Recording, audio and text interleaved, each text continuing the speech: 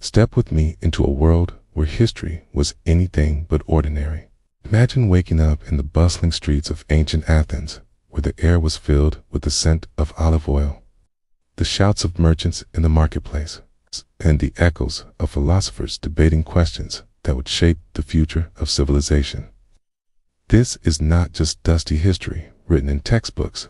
It was real life, raw and vibrant, lived by people who laughed, argued, loved, and struggled, just as we do today. Life in ancient times was far from easy. Houses were cramped and hot. Privacy was a luxury, and daily survival meant adapting to challenges that modern comforts often hide from us. Yet, despite these hardships, the Greeks laid the foundations for ideas of democracy, medicine, theater, and philosophy that still influence our world thousands of years later. To walk through their world is to see how resilience and creativity thrived, even in difficult conditions. As we journey together through this story, I want you to picture yourself in their sandals, literally. Imagine walking barefoot through narrow, crowded streets, where gossip traveled as fast as the flies, buzzing around discarded scraps of food. Imagine attending a theater performance, sitting shoulder to shoulder with thousands of fellow citizens, watching tragedies and comedies unfold under the open sky. And imagine, too, the weight of civic duty, where even a philosopher could be called to battle, and where the fate of a politician might be decided by his neighbors scratching his name onto a shard of pottery. But this isn't only a story about daily struggles or political systems. It's about the human spirit, about how people lived and adapted, how women found their roles in a society that often limited them, and how communities relied on ritual, storytelling, and shared belief to make sense of an unpredictable world. From the whispered prayers before harvest to the fiery speeches in the agora, every part of Greek life was steeped in meaning. And beyond Greece, other cultures were crafting their own remarkable approaches to life and healing. The medical wisdom of India's Ayurveda, the spiritual practices of China's yin and yang, the sacred rituals of Egypt, and the voices of poets like Sappho, who dared to speak of love and longing with raw honesty. Together, these stories remind us that the past is not something distant. It breathes through us, shaping how we think, how we govern, and even how we dream. So, if you enjoy unraveling mysteries from history, if you love stepping into forgotten worlds, and if you're curious about the hidden truths that textbooks rarely explore, then you're in the right place. Take a moment to like this video, and if you want more stories that bring history to life, don't forget to subscribe to the channel. It's one small click for you, but it helps us continue to share these fascinating journeys into the past. History is not just about what happened, it's about why it still matters. And tonight, we begin that journey together. Now that we have stepped into their world, let us begin where daily life unfolded, most intimately, inside the home. If you were to push open the wooden door of a typical house in ancient Athens, you would not find the kind of comfort or privacy we often take for granted today. The walls, usually made of sun-dried mud bricks, were thin and fragile, easily eroded by wind and rain, and within them, the rooms were small, dark, and poorly ventilated. In the summer heat, the interiors became stifling, while in winter, the cold seeped through without mercy, for fireplaces were few, and central heating, of course, was unheard of. Families shared this confined space with servants, children, and sometimes even animals, creating an environment where privacy was almost non-existent. Conversations, arguments, laughter, and even whispered secrets spilled from one corner to another, so that nothing remained truly hidden. But though cramped and uncomfortable by modern standards, these homes were not without character. They were often organized around a small courtyard, a space open to the sky, where women might spin wool or prepare food, and where children would play under the watchful eyes of their mothers. This courtyard was the heart of the household, a rare pocket of light and air in otherwise shadowed interiors. Cooking was usually done over a simple hearth, the smoke rising and lingering in the air, clinging to walls and clothing alike. Furniture was sparse, perhaps a few stools, a table, a bed frame, but daily life did not depend on luxury. It depended on community, on shared labor, and on the rhythms of a society where the household was both the center of survival and the stage upon which roles were carefully defined. To walk through such a house is to realize how profoundly different their concept of home was compared to ours. Privacy, that sacred barrier of modern life, was nearly impossible. Slept in close quarters and relied upon each other constantly. Neighbors, too, were always close at hand. Walls were thin. Sound traveled easily, and the affairs of one family quickly became the gossip of the entire street. And yet, this lack of solitude fostered a powerful sense of connection. It's a constant reminder that life was not lived alone, but as part of a larger network of kin and community. The home, then, was less a place of retreat than it was a hub of activity, a space where domestic duties, social expectations, and even religious rituals intertwined. Women managed much of the household work, ensuring that food was prepared, clothing woven, and water carried from public fountains. Men, often absent for trade, politics, or military service, left behind a domestic sphere where daily survival rested on the quiet strength of those who remained. And while the walls may have been modest, the values held within them, the bonds of family, the unspoken rules of hospitality, the small moments of togetherness were the very foundations upon which Greek society rested. If the walls of these modest houses could speak, they would tell countless stories of families who lived their entire lives within a single room. Imagine stepping into that space, the smell of bread baking over the hearth, mingling with the earthy scent of wool being spun in the corner. The low murmur of conversations layered over the playful shouts of children, and the quiet rhythm of daily tasks carried out in close quarters. In this shared environment, meals were not served in grand dining halls, but around a small table or even on the floor, where bowls of olives, bread, and cheese were passed from hand to hand, and where a simple clay jug of watered wine was shared among all present. Sleeping arrangements were no more private mats, or low wooden beds were laid out side by side, so that the laughter of the day might drift into the dreams of the night without interruption. To modern eyes, such intimacy may feel suffocating, but to the Greeks, it was simply life. The closeness of family members was not a burden, but a necessity, for survival itself depended on cooperation and constant presence. Children grew up not in separate bedrooms, but within arm's reach of their parents, listening to stories told by the hearth or absorbing lessons through daily observation. Elders, too, were never isolated. Their wisdom and experience were woven into the rhythm of family life, shaping decisions and offering guidance. This togetherness, forged by necessity, created bonds that were nearly unbreakable, bonds that extended beyond affection and into the very core of identity. Yet, such closeness also meant that emotions, joy, sorrow, anger, frustration played out in full view of everyone. An argument between parents could not be hidden, nor could a child's tears or laughter. Life unfolded as a shared performance, witnessed by all, and in that constant exposure lay a truth we often forget in modern life, that human connection, even when messy and imperfect, is what sustains us. The Greeks did not retreat behind walls of solitude. Instead, they embraced a life where togetherness was both their greatest challenge and their greatest strength.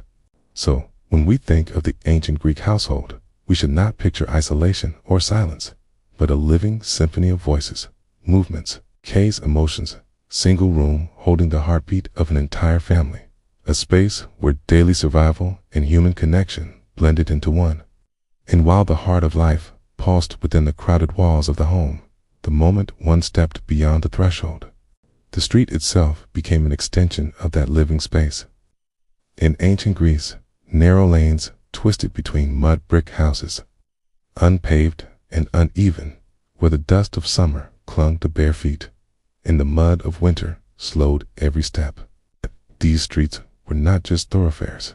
They were the hallways of the city, places where neighbors brushed shoulders constantly, where the private lives of households spilled effortlessly into the public domain. The street carried the sound of conversations, the aroma of cooking fires, and the laughter of children chasing each other in games, transforming it into a living artery of the community. Yet, this shared space was far from pristine. With no formal waste system, garbage was often tossed carelessly into the street. Scraps of food, broken pottery, even the remains of daily chores accumulated there. The air might carry both the enticing smell of fresh bread from a nearby stall and the unpleasant odor of refuse lying just a few feet away. For the Greeks, this was simply part of life, an unavoidable reality that bound them all together. The streets were not meant to be tidy.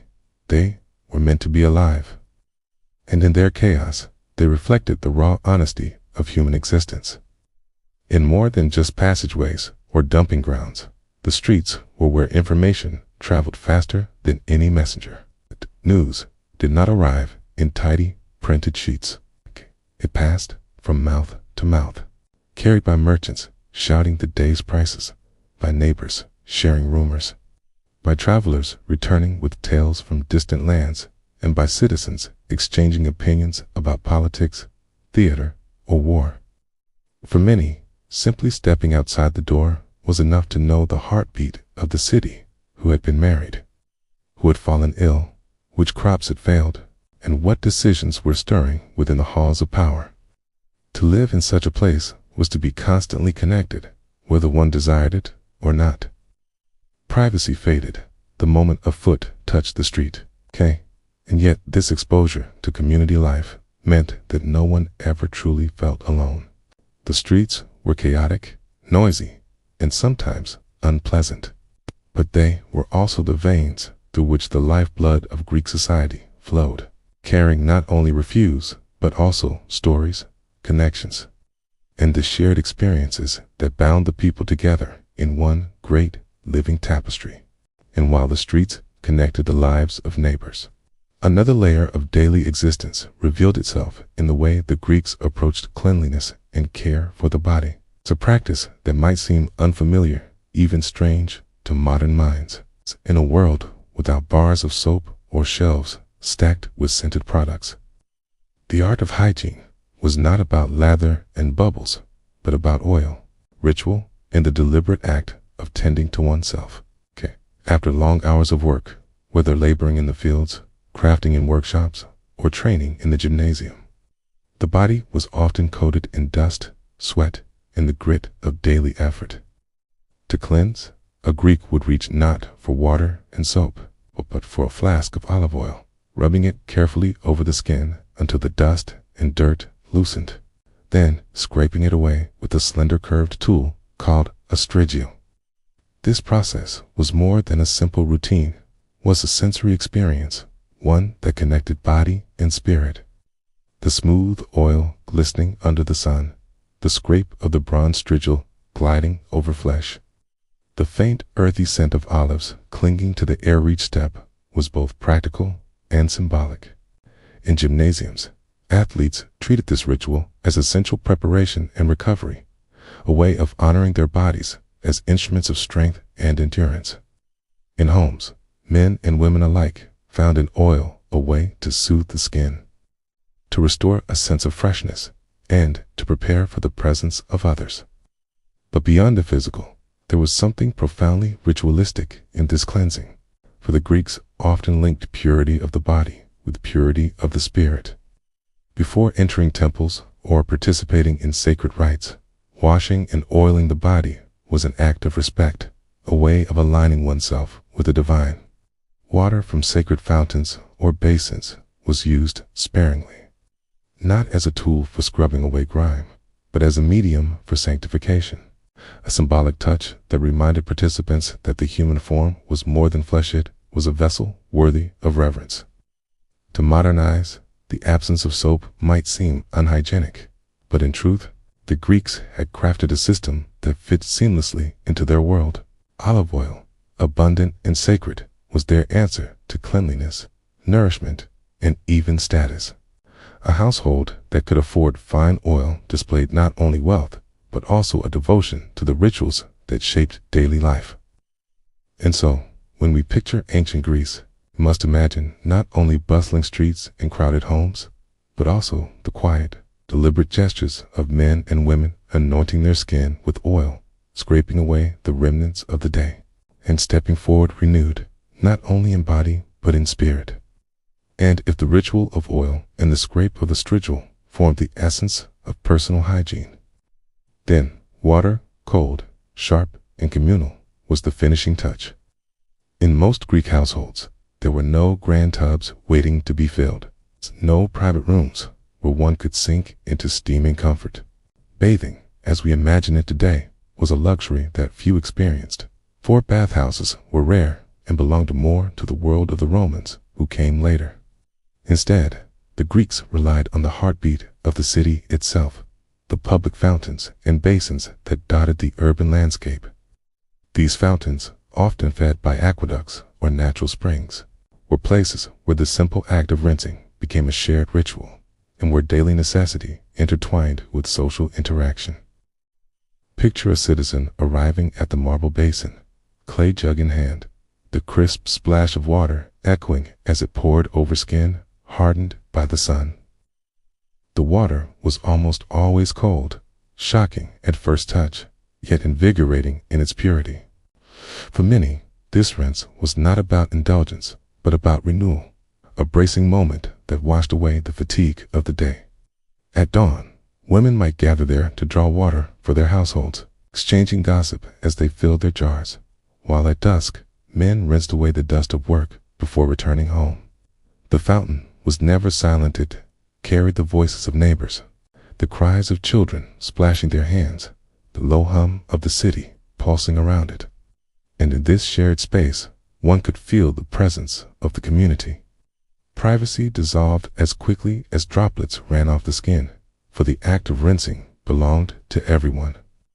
Unlike the seclusion of a bathhouse, the fountain reminded the Greeks that daily life was woven together, that the same water flowing across their hands and shoulders also flowed for the stranger beside them.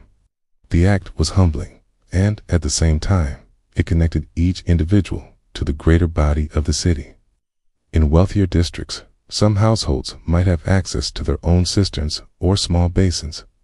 Yet even then, the allure of the public fountain remained. It was not just a source of water, but a stage where the rhythms of life unfolded, alliances forged in conversation, disputes sparked over turn-taking, friendships strengthened in the pause between chores.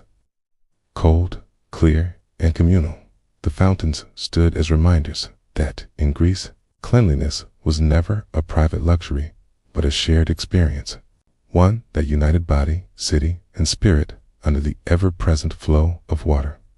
And yet, for all their devotion to oiling and rinsing, one detail might surprise us the most: the complete absence of the products we now take for granted.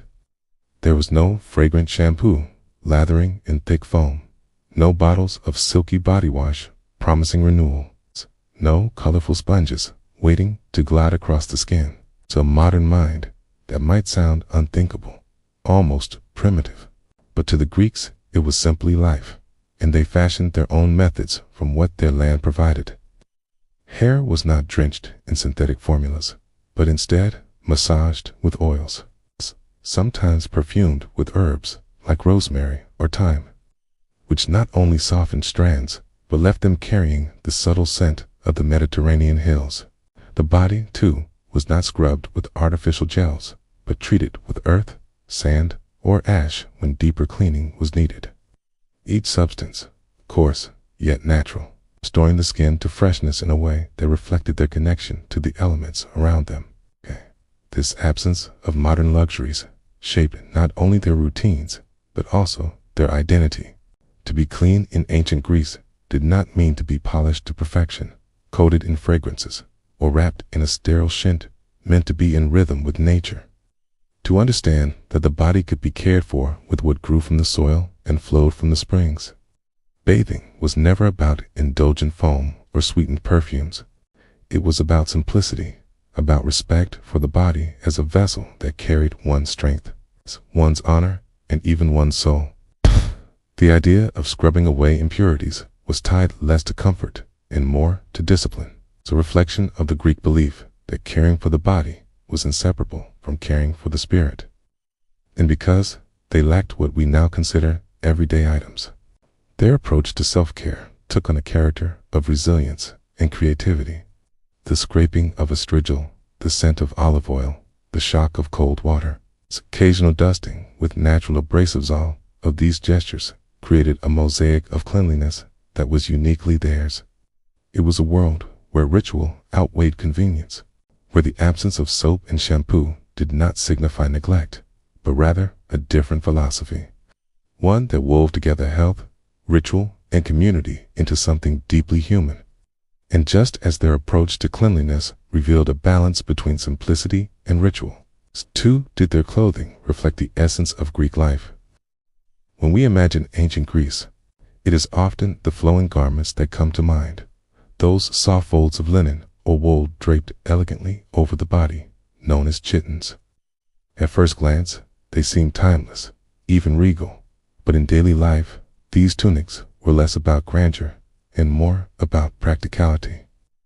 Though practicality in Greece was always at the mercy of nature, light, airy, and loose, the kyant allowed for freedom of movement in the blazing Mediterranean sun, keeping the wearer cool as they walked through crowded streets or worked in the fields. Yet this looseness was also a vulnerability, for the fabric had little to anchor it against the sudden whims of the wind.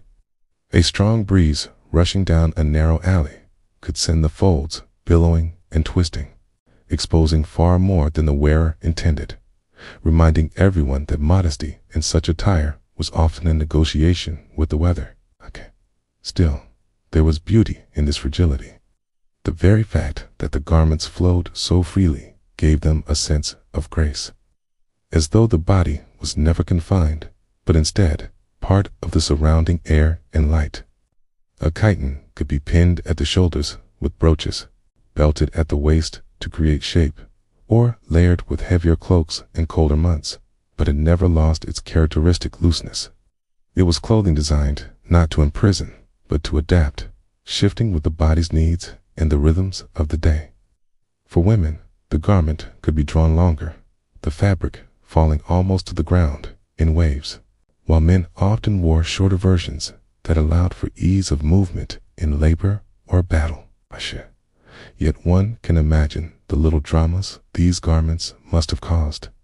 A gust lifting the hem during a festival dance, a child tugging at a parent's loose folds in the marketplace, a philosopher pausing mid-sentence to adjust the pins at his shoulder before resuming his argument. In these small human moments, the chiton ceased to be just clothing and became part of the narrative of life itself. It's a reminder that Greek daily existence was lived in constant dialogue with the elements. Toria, such garments, was to live in a state of openness where beauty, vulnerability, and practicality intertwined with every step. And if the looseness of their garments already invited the occasional struggle with the wind, imagine now the reality that beneath those draped folds there was no hidden layer of securitino underwear to provide coverage, no brass to ensure comfort or support. What the Greeks wore was what you saw, with nothing beneath to anchor the fabric or shield against the unpredictability of movement and weather. This absence of undergarments meant that wardrobe mishaps were not rare accidents, but an everyday possibility, woven into the rhythm of life like any other inconvenience. A sudden twist to the body, a stumble in the marketplace, or the playful tug of a child could shift a carefully draped chiton just enough to reveal what was meant to remain unseen. To us, this might sound like a recipe for constant embarrassment, but to the Greeks, it was part of the fabric of existence, accepted with a mix of practicality and humor. Clothing was not designed for perfection. It was designed for air, for ease, for a life lived under the relentless Mediterranean sun. If a shoulder slipped bare during a festival or a gust revealed more than intended at the harbor, it was not treated as scandal, so much as a reminder of how close their lives were to nature, how thin the boundary was between the body and the world around it. There was a kind of honesty in this simplicity, a refusal to hide the human form behind rigid layers of cloth, which reflected their culture's complex relationship with modesty, beauty, and the physical body.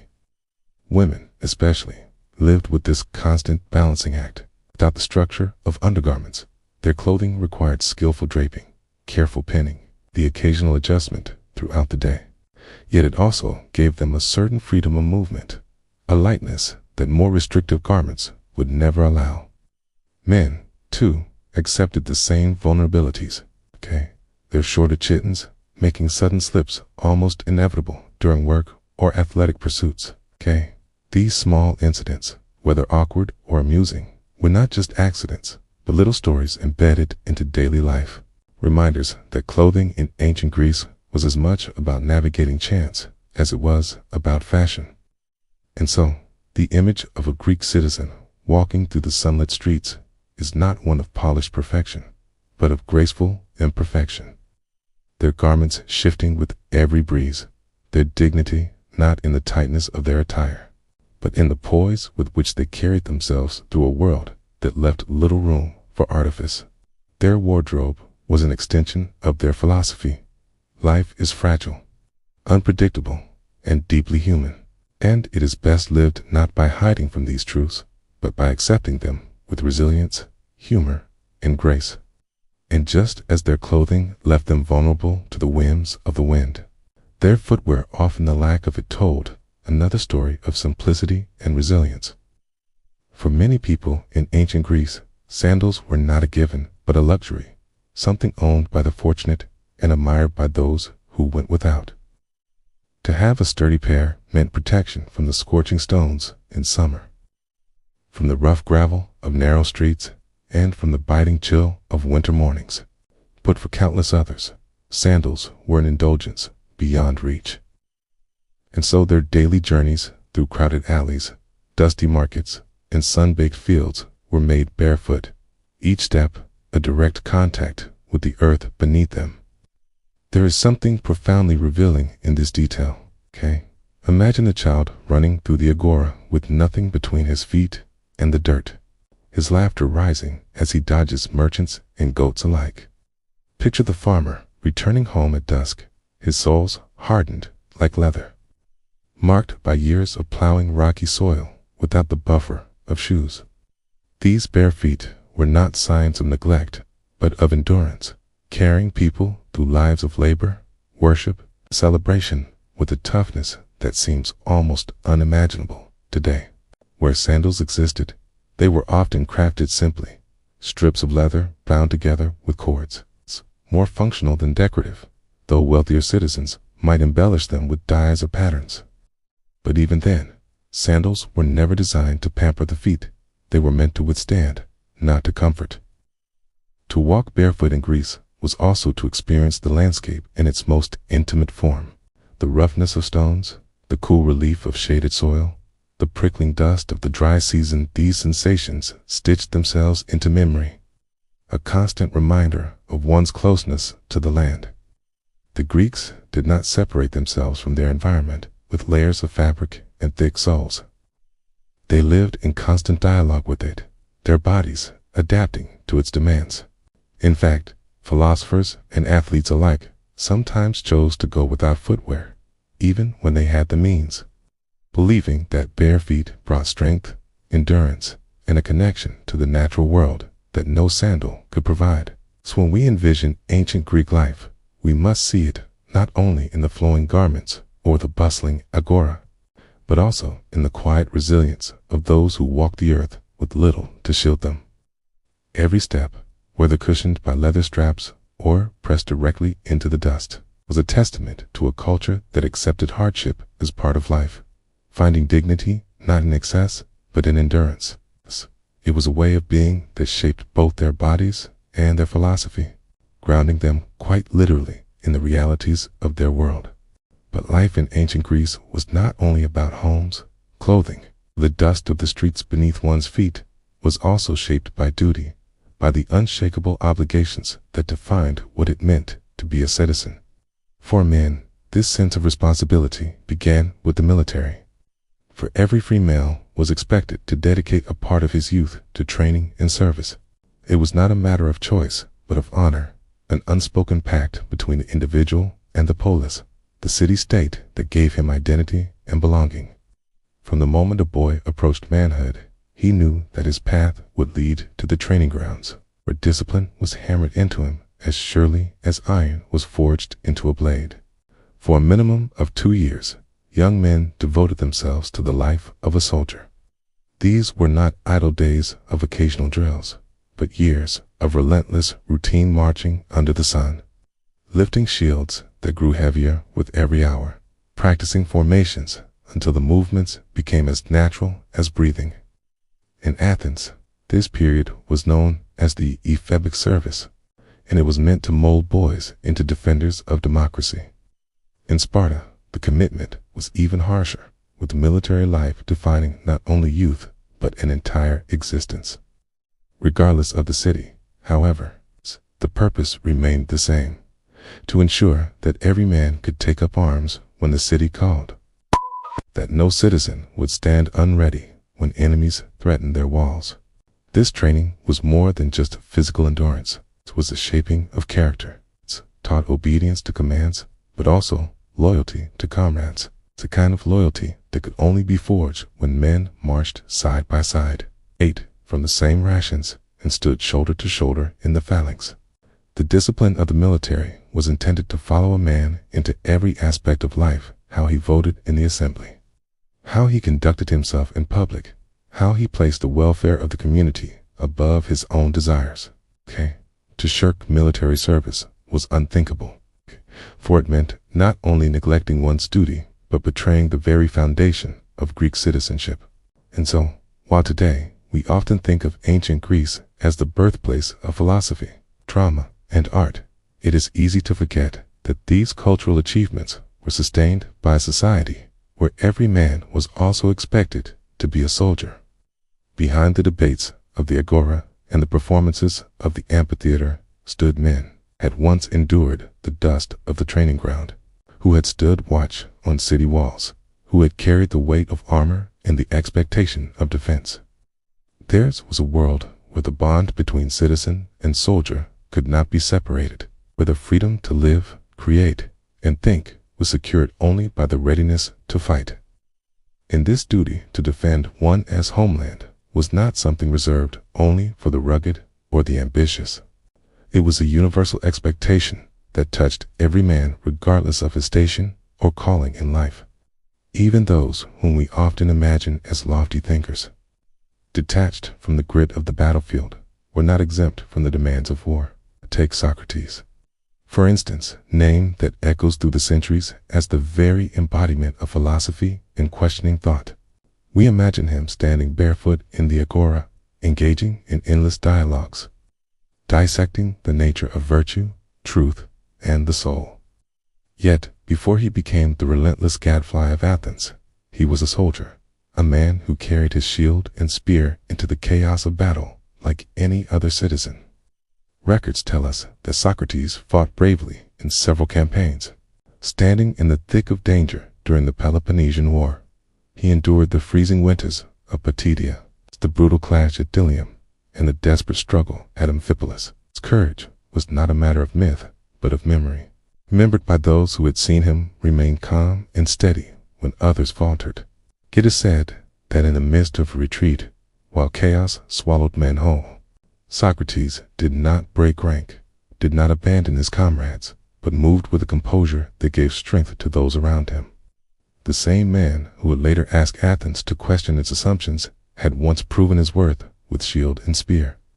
Not just with words. His dual life of citizen and thinker was not unique to Socrates, but was woven into the very fabric of Greek society. To be a philosopher did not excuse one from being a soldier. Nor did the pursuit of knowledge free a man from the expectation of courage. Instead, the Greeks saw no contradiction between the life of the mind and the life of duty, believing that the strength of the body and the discipline of the battlefield could shape the clarity of thought as much as endless debate could. The wisdom of Socrates, after all, was born not in isolation, but in a world where every man had to balance the weight of ideas with the weight of armor. And so, when we reflect on the golden age of Greece, the plays of Sophocles, the histories of Herodotus, the philosophies of Plato, we must remember that these achievements were nurtured in a society where even the greatest minds bore scars of battle. War was not something distant, left to a specialized class of fighters, but a shared responsibility that touched farmer, artisan, statesman, and philosopher alike. The brilliance of Greek thought, paradoxically, grew out of a culture that demanded both swords and syllogisms, both strength and wisdom, both courage in battle and courage in dialogue. The world of ancient Greece was never a world at peace for long, for just as philosophy and art flourished, so too did conflict. To live in those days was to accept that war was not an occasional disruption, but a recurring presence woven into the rhythm of life itself. Rivalries simmered constantly, erupting into battles that shaped the destiny of entire city-states, and every generation of men grew up knowing that sooner or later they would march to the sound of drums in the clash of bronze. Perhaps the most famous of these struggles was the Peloponnesian War, a brutal contest between Athens and Sparta that dragged on for nearly 3 decades, reshaping the balance of power across the Greek world. Athens, proud of its navy and its democratic ideals, sought to extend its influence across the seas, while Sparta, disciplined and unyielding, relied on its land-based military might. The conflict was not just about territory, but about 2 contrasting visions of life, 2 identities clashing in a struggle that consumed countless lives. Citizens who once enjoyed plays in the theater of Dionysus, or listened to philosophers in the Agora, suddenly found themselves conscripted into campaigns that stretched on year after year, with famine, plague, and betrayal shadowing their footsteps. But the Peloponnesian War was only one chapter in a longer saga of conflict. Before Athens faced its fellow Greeks, it had already stood against the might of Persia, the vast empire to the east, whose kings sought to bring the small but defiant city-states under their control. These wars against Persia gave rise to legends that still echo in our imaginations: the desperate stand of Leonidas and his 300 Spartans at Thermopylae, the triumphant naval victory of the Athenians at Salamis, and the fierce battles where free citizens faced overwhelming numbers yet refused to bow. To the Greeks, these wars were not only about survival, but about identity, about proving that their way of life, their freedom, and their gods were worth defending against the ambitions of kings. Even smaller conflicts erupted constantly between neighboring city-states, each jealous of its independence and unwilling to be overshadowed by another. Alliances shifted like sand in the wind, yesterday's ally becoming today's enemy. And the loyalty of Greek states was often as fragile as pottery on the potter's wheel. The constant drumbeat of war meant that peace was never taken for granted. It was a fleeting pause between campaigns, a fragile breath before the next storm. For the Greeks said, then, war was not merely a distant story told in epic poems or inscribed on temple walls. It was a lived reality that touched every household, disrupted every harvest, and claimed fathers, sons, and brothers alike. To understand their culture, their resilience, and even their art and philosophy, one must remember that it was forged in a crucible of constant conflict. The tragedies performed on Athenian stages often mirrored the sorrows of war, and the discipline of Spartan life was inseparable from the expectation of endless battle. In many ways, the brilliance of ancient Greece cannot be separated from the wars that tested its people, shaping a civilization where greatness and struggle walked hand in hand. While men were expected to fight wars or train for battle, women in ancient Greece lived under a very different set of rules, shaped not by the battlefield, but by the household and the expectations of family. From the moment a girl was born, her life was carefully charted by her father, for it was he who held the power to decide her future. Marriage was not usually a matter of choice or romance, but of arrangement, a transaction between families designed to strengthen alliances, secure property, or ensure social standing. Girls often married while still in their early teens, stepping into adulthood long before they had any real experience of the world. And more often than not, their husbands were men much older, sometimes decades their senior, already established in society with wealth, land, or influence. To a modern mind, this may sound like a life without freedom. Yet for the Greeks, it was considered proper and natural, a reflection of their belief that women's roles were rooted in the home. The transition from daughter to wife happened quickly, with little in between, and from the moment vows were exchanged, the young woman's life revolved around her husband's household.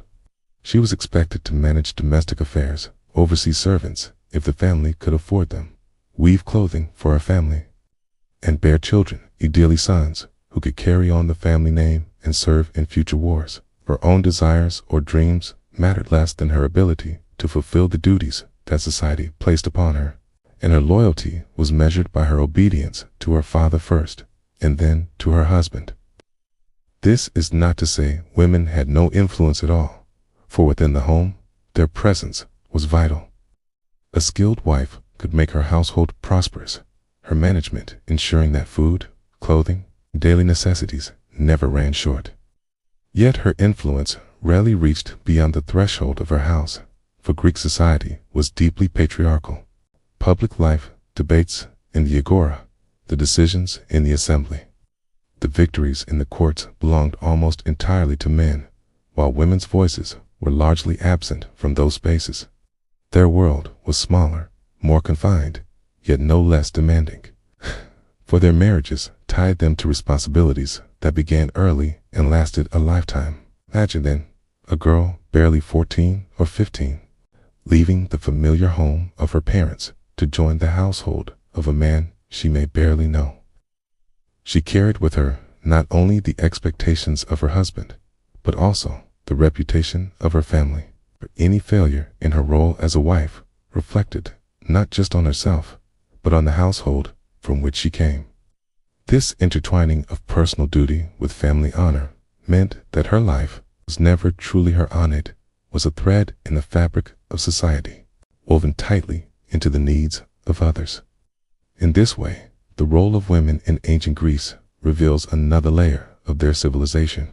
While men fought battles on open fields, women lived battles of their own within the walls of their homes, navigating expectations, responsibilities, and sacrifices that were every bit as binding as the soldier's oath. Their stories may not always have been written in epic poems or carved into marble, yet they formed the quiet foundation upon which Greek society rested, the unseen strength that kept households alive while the men were away at war. Marriage in ancient Greece was rarely about personal choice or affection. Instead, it was treated much more like a transaction, a carefully negotiated arrangement between families, where practical concerns outweighed any thought of romance. A daughter's hand was a valuable asset, and with it came the expectation of a dowry, a bundle of wealth, land, or goods that her family was obliged to provide. This dowry was not only a symbol of her worth in the eyes of society, but also a form of insurance, a way to secure her place in her husband's household and ensure she was properly cared for should misfortune ever strike. Fathers negotiated these unions with a keen eye toward alliances, weighing the benefits of marrying their daughters into households of wealth, political influence, or social prestige. And in these negotiations, the feelings of the young bride were rarely the deciding factor. Love, in the way we think of it today, was not entirely absent, but it was not the foundation of marriage. Affection might grow later if husband and wife were fortunate, but it was never guaranteed, and it was certainly not expected. Instead, marriage was a practical bond, a merging of households, resources, and reputations. To the Greeks, the stability of society depended on strong families, and strong families depended on well-made marriages. So the personal wishes of a girl, or even of the man himself, were often set aside in favor of what was considered the greater good. This practical view of marriage reveals much about their values: family, honor, financial stability, and the continuation of lineage came first, while emotions were secondary, even optional. One can imagine the weight this placed on young women. To step into a marriage arranged by others was to accept a future already mapped out. One in which her role was defined long before she had any chance to consider what she might truly want. The dowry she carried was not merely a gift, it was a reminder that her marriage was an exchange, a calculated trade between families, where her presence was essential, but her voice was faint. Yet, within these constraints, some women found ways to build companionship with their husbands, creating bonds of trust, mutual reliance, and even affection, though such outcomes were more a fortunate accident than an expectation. This transactional nature of marriage also sheds light on why Greek society placed such high value on loyalty and fidelity within the household. A wife's reputation reflected her entire family, and her dowry was seen as a sacred trust. To fail in her role was not simply a personal matter, but a stain on both households tied together by the marriage contract. In this sense, the institution of marriage was less about two people and more about two lineages bound together by duty, and shared interest. Thus, in the grand tapestry of Greek society, marriage functioned less as a union of hearts and more as a weaving of fortunes, each thread tied with the weight of expectation, responsibility, and family honor. This was a system that left little room for youthful desire, but ensured that the social fabric remained tightly bound, each household linked to another in an intricate network of alliances that shaped the destiny of the city-states themselves. For most women in ancient Greece, the expectations that followed marriage were clear and inescapable. Their primary role was to bring new life, into the world and ensure the continuation of their husband's family line. A woman's value, in the eyes of society, was closely tied to her ability to bear children, especially sons who could one day inherit property, carry the family name, and serve in the military. Rhythms of her life were dictated by this duty, from her earliest years as a bride to her daily existence as a wife and mother. The household revolved around her quiet labor, caring for children, managing domestic affairs, and maintaining order. Yet her contributions, though essential, were often taken for granted, seen as natural extensions of her role rather than achievements in their own right. And yet, while this was the reality for many across the Greek world, there was one city-state that stood apart, carving out a radically different path for its women: Sparta. Like their Athenian counterparts, Spartan women were not confined entirely to the home, nor were they judged solely by their capacity for childbirth. While motherhood was still considered vital, Sparta embraced the belief that strong, healthy women would bear strong, healthy children. This philosophy transformed the way women were raised, giving them opportunities for physical training that would have shocked Athenians. Young Spartan girls ran, wrestled, and trained in athletics alongside boys, their bodies honed not only for beauty, but for endurance and strength. Such freedom allowed them to walk with a confidence that many other Greek women could scarcely imagine, their voices carrying more weight within their households and communities. In Athens, a woman's life might feel sheltered, carefully guarded within the walls of the oikos, the household, where modesty and obedience were praised above all else. But in Sparta, a woman could stride through the city with her head held high, accustomed to the discipline of training fields and accustomed to speaking her mind more freely. Athenian women were excluded from education and politics. Spartan women were encouraged to be articulate and assertive, their sharp tongues and bold opinions often startling foreign visitors. Still, this freedom came with its own expectations. Spartan women were not exempt from the pressures of childbearing, but rather their physical training was meant to serve that very purpose, to produce warriors who would one day defend Sparta's iron-fisted way of life. Their bodies were tools of the state as much as they were their own, shaped and disciplined not only for personal strength, but for the glory of their city. It was a paradoxical kind of liberty, more freedom in daily life, yet still tethered to the same ultimate purpose of motherhood. This striking contrast between the cloistered existence of Athenian women and the athletic vigor of Spartan women highlights the diversity of experiences within ancient Greece, reminding us that even within a shared culture, the roles and expectations of women could vary dramatically.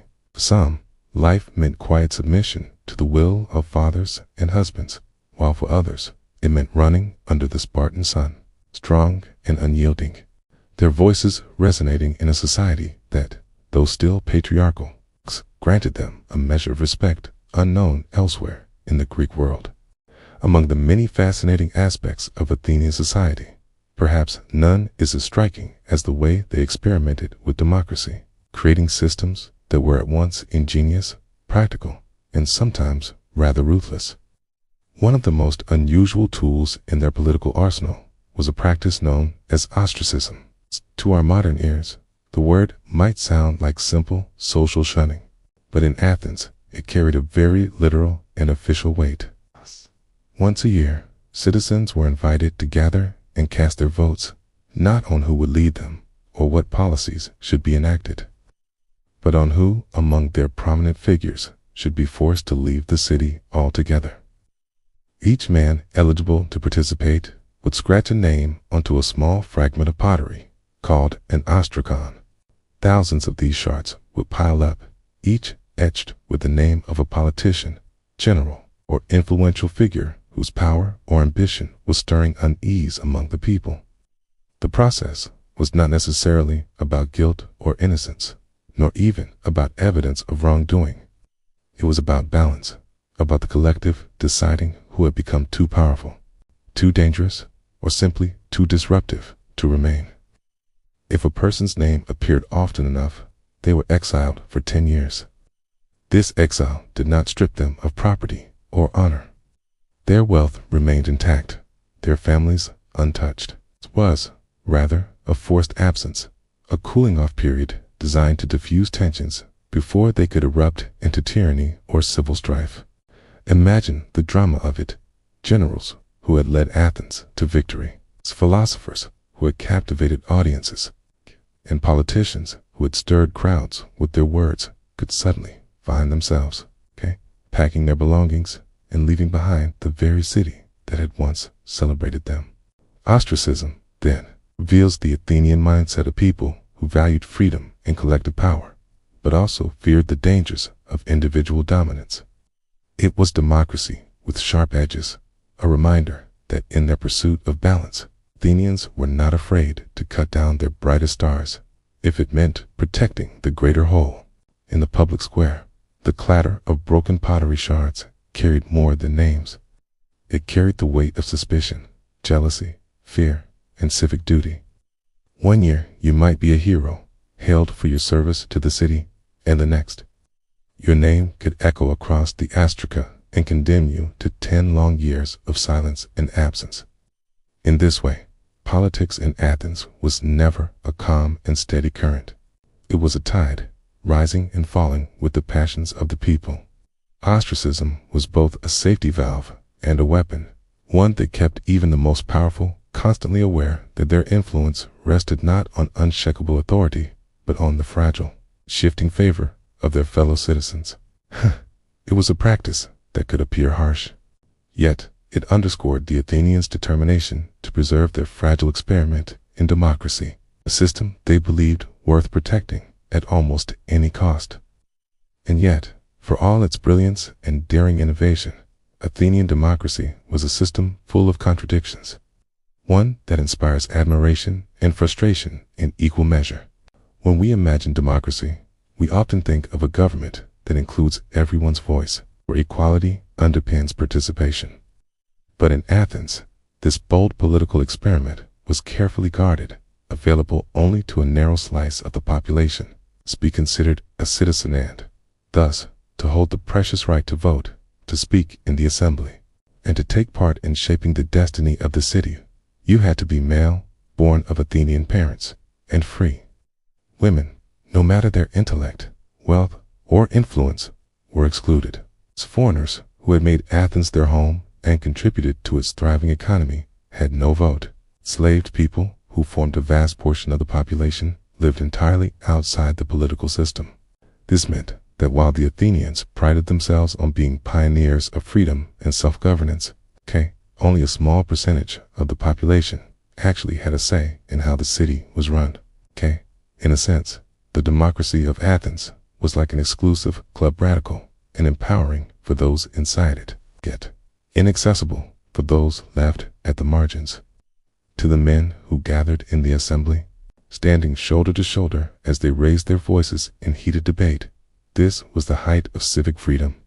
The belief that every citizen had not only a right but an obligation to participate. They saw themselves as guardians of liberty, yet the liberty they guarded was reserved for a select group. And that limitation shaped their society in ways we still find striking today. Picture the lively debates echoing through the Knicks, the open-air meeting place where decisions were made. Thousands of male citizens, rich and poor alike, could step forward and speak directly on matters of war, trade, law, and justice. This was radical, unprecedented in the ancient world, a stage where persuasion, rhetoric, and bold ideas could sway the fate of an entire city-state. But at the same time, imagine the silence surrounding the women who remained at home. The foreigners who labored in the workshops, and the enslaved who toiled in the mines, people whose lives were equally bound to the decisions made in the assembly, but who had no voice in shaping them. In this paradox lies both the brilliance and the flaw of Athenian democracy. It was a system that lit a torch whose flame still burns in modern governments. Yet it also reveals the narrow lens through which freedom was defined in the ancient world. To the Athenians, democracy was never about universal equality. It was about protecting the power of their citizens, a chosen body who believed themselves the rightful stewards of the city. And so, while they laid the foundations for the democratic ideals we cherish today, their version was both inspiring and exclusionary, a bold step forward and a reminder of how far humanity still had to go. And this brings us to one of the sharpest contrasts in Athenian society, the way its democracy, so groundbreaking in theory, was built on a foundation of exclusion. For while the image of citizens gathering in the assembly might look like a triumph of equality, the reality was far more complicated. Women, for all their central role in family, religion, and daily life, were never considered participants in the political body.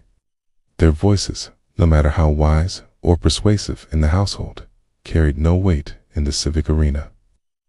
Decisions that shaped the destiny of Athens' choice to go to war, the passing of new laws, the selection of leaders were made entirely without their input. They remained on the periphery, watching from behind the walls of their homes as husbands, fathers, and sons exercised the privileges denied to them. The same was true for the enslaved, whose labor underpinned much of Athenian prosperity. These individuals built the monuments, mined the silver that filled the city's treasury, and worked tirelessly in households and workshops. Yet they existed entirely outside the democratic system. To the Athenians, slavery was simply a fact of life, so ingrained that it went unquestioned, even as those same Athenians spoke passionately about freedom and self-determination. It is a striking contradiction, one that modern eyes cannot help. But notice that the very society credited with inventing democracy also depended so heavily on the unfree. Foreigners, too, known as metics, found themselves excluded. Many of them had lived in Athens for years, running businesses, serving in the army, contributing to the city's economy and culture. Yet, because they were not born of Athenian parents, they had no political rights. They could work, they could pay taxes, they could even fight to defend Athens in times of danger. But they could not stand on the Knicks to raise their voices in debate or cast a vote in the assembly. Their presence was vital, but their influence stopped short of the ballot. So, when we imagine Athenian democracy in action, it is important to see both sides: the exhilarating experiment of self-rule that allowed ordinary men to shape their own future, and the carefully drawn boundaries that kept so many others from participating, to the citizens inside the circle. This was the pinnacle of freedom, a world in which they had a direct say in their governance.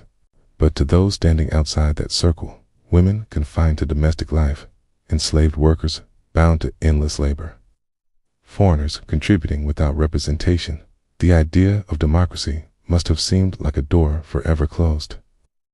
And in that tension lies the fascinating, sometimes troubling truth of Athens, a society that gave the world its first taste of democracy, yet one that guarded its privileges with sharp lines of exclusion. Yet, even within this rigid framework of exclusion, there existed moments of complexity that revealed just how layered Athenian society truly was. Enslaved individuals, while generally trapped in a system that denied them autonomy, occasionally found pathways to freedom. A master, moved by loyalty, service, or personal ties, might grant emancipation, releasing a slave from bondage. But this newfound liberty was not a golden ticket into the world of citizenship.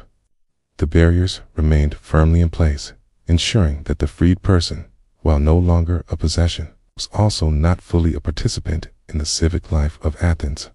They became something of an in-between figure, free to move about, free to work for themselves, even free to form relationships, but never free in the sense that an Athenian citizen was.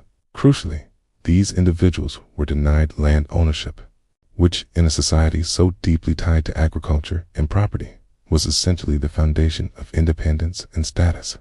Without land, they could not build generational wealth, nor could they pass down a secure inheritance.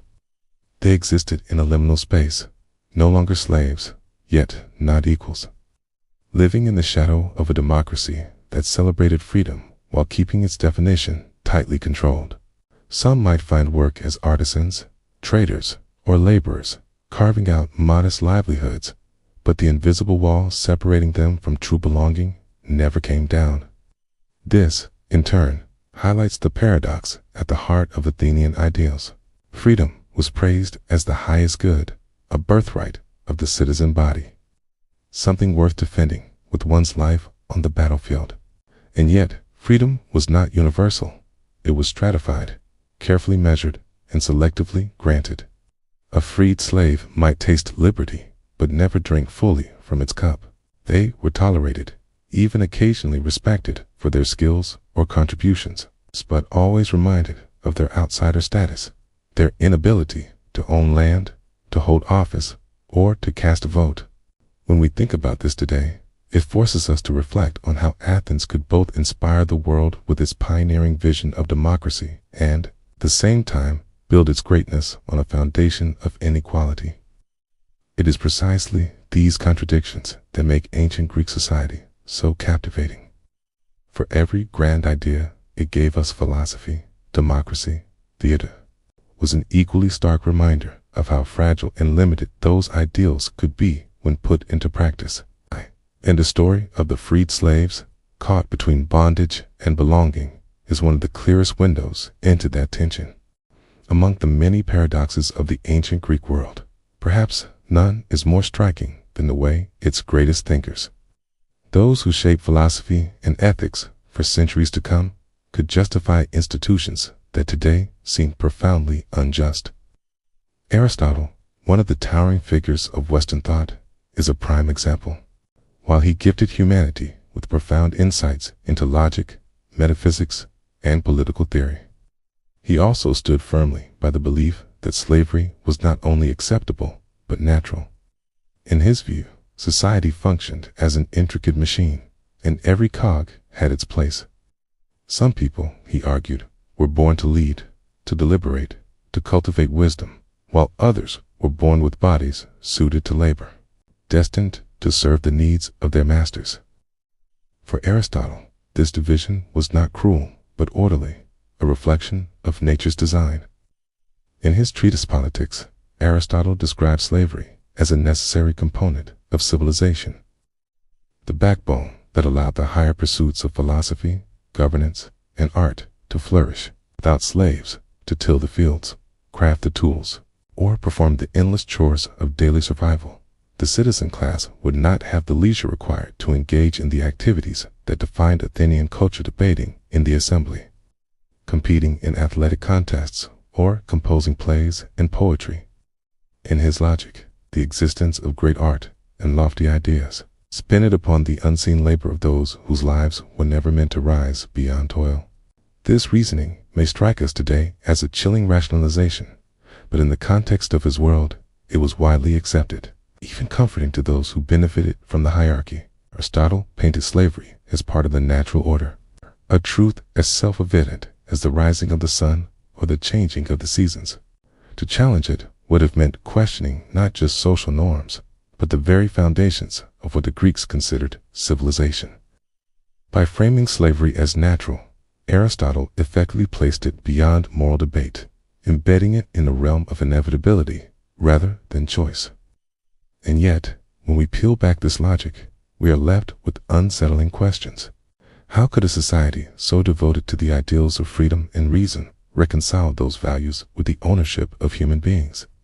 How could a thinker who taught about virtue, justice, and the pursuit of the good life insist that entire groups of people were destined to live without liberty? The contradiction is not only stark, it is haunting. It reveals the limits of even the greatest minds, bound by the cultural assumptions of their age. In many ways, Aristotle's defense of slavery crystallizes the double-edged legacy of ancient Greece. On the one hand, it gave the world revolutionary ideas about democracy, citizenship, and human potential. On the other, it entrenched hierarchies that excluded vast numbers of people from those very ideals. By examining Aristotle's stance, we are reminded that brilliance does not equal moral clarity, and that even the most celebrated civilizations carry shadows alongside their light. When we move from politics and philosophy into the realm of health and medicine, the picture of daily life in ancient Greece becomes even more complex and perhaps more unsettling. For all their brilliance in mathematics, drama, and architecture, the Greeks lived in a world where medical care was astonishingly limited by modern standards. Illnesses that today might be treated with a simple antibiotic, or even prevented altogether, could linger for weeks or end lives prematurely in that distant age. Instead of sterile tools, trained doctors, and a scientific understanding of disease, most households relied on remedies passed down orally from one generation to the next. Families would turn to herbs plucked from the countryside, decoctions of bitter plants, or even something as simple as cabbage water, believed to purify the body and restore balance.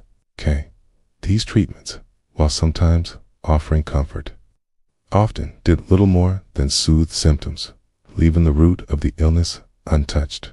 Superstition and folk wisdom played as much of a role in healing as observation and practical experience.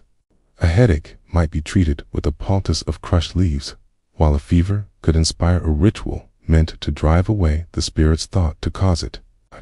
The line between medicine and magic was blurred, and in many cases, what passed for treatment was less about curing disease and more about restoring harmony between body, mind, and the unseen forces that govern the natural world.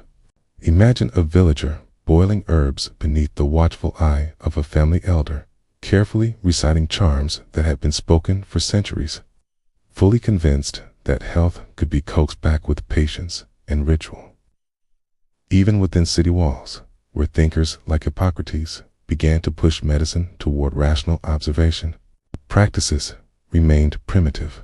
Bleeding, purging, and balancing the humors of the body were common prescriptions, rooted in the idea that sickness arose when these bodily fluids fell out of alignment. To our eyes, it may seem almost tragic that such a culture, so advanced in philosophy and art, could remain so vulnerable to the simplest infections. Their great leaders and humble citizens alike, at the mercy of ailments they could barely comprehend. And yet, there is something profoundly human in the way they faced these challenges. With limited tools, they relied on what they had: the healing properties of plants, the wisdom of elders, and the comfort of communal belief. These practices reveal not just their limitations, but their resilience in their search for remedies, whether through herbs or rituals. The Greeks displayed the same determination that carried them through wars and political upheavals. Their medicine, though primitive, was another reflection of their desire to wrestle with the uncertainties of life, to bring order and meaning to a world that so often seemed unpredictable. What makes the picture even more sobering is the realization that in a world without antibiotics or advanced medical procedures, even the smallest injuries carried the potential to change a life forever. A cut from a farming tool, a blister rubbed raw during a long march, or a wound sustained in the marketplace could easily fester, turning from something trivial into something life-threatening within days. There were no antiseptics to cleanse the skin, no doctors trained in sterile surgery, and certainly no miracle pills to halt the spread of infection. Instead, families turned once more to poultices, herbs, and prayers, hoping that nature itself might intervene where human hands could not. To us, the idea of losing someone to a simple scratch might seem almost unthinkable. Yet, in ancient Greece, it was a grim reality that every household lived with. Parents taught their children caution, not just out of discipline, but out of fear, because a tumble from a tree, a scrape from a chariot wheel, or a poorly healed bone could end a promising life far too early. For soldiers, this truth was even harsher. The battlefield did not always claim men with a sword or spear. Many fell days or weeks later, succumbing to infections and wounds that could have been treated easily today. To survive injury was only half the battle. The true danger often crept in slowly afterward, invisible until it was too late. And yet, even amid this fragility, the Greeks endured. They did not shrink from life because of the risks, but rather adapted, learning to live with an ever-present awareness of how precarious existence could be. This constant reminder of mortality shaped their culture, their values, and their art. Tragedy, so central to Greek theater, was not a distant abstraction, but a reflection of daily reality, where fate and chance could shift the course of a family's life overnight. Their struggles with health revealed not only the limits of their knowledge, but also their resilience, their willingness to confront suffering head-on, and their search for meaning in a world that offered no guarantees of safety. Perhaps nowhere was the fragility of life more apparent than in childbirth, which loomed as one of the greatest dangers a woman in ancient Greece could face. For us today, the arrival of a child is often surrounded by medical professionals, sterile environments, and advanced interventions ready at hand should anything go wrong.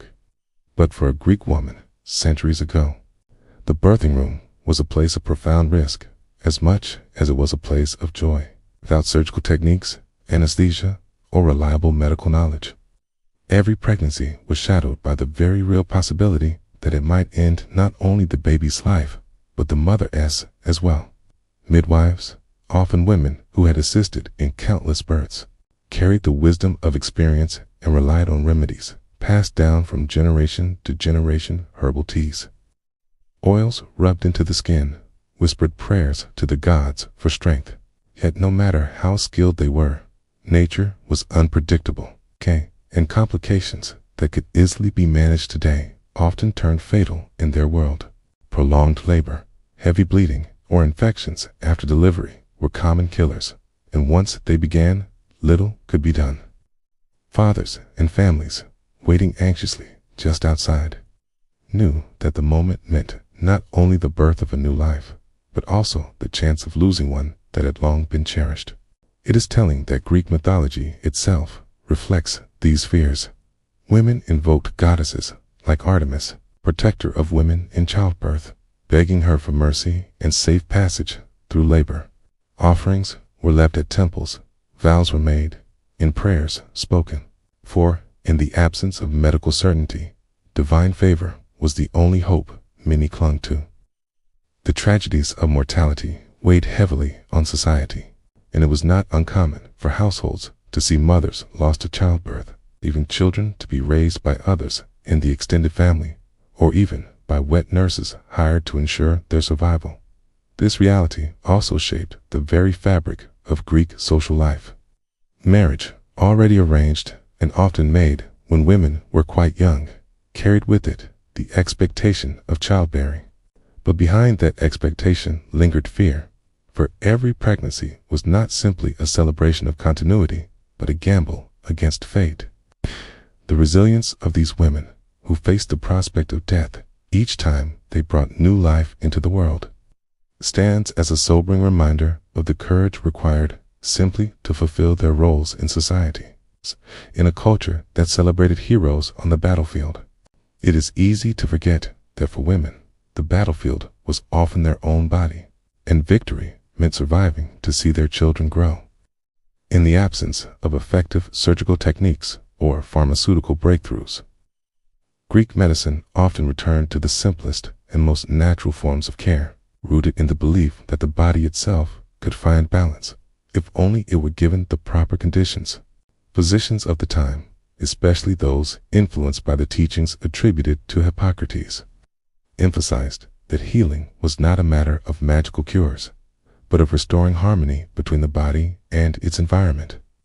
Instead of drastic interventions, treatments revolved around three pillars: rest, diet, and the quality of the air one breathed. Rest was considered more than just idleness.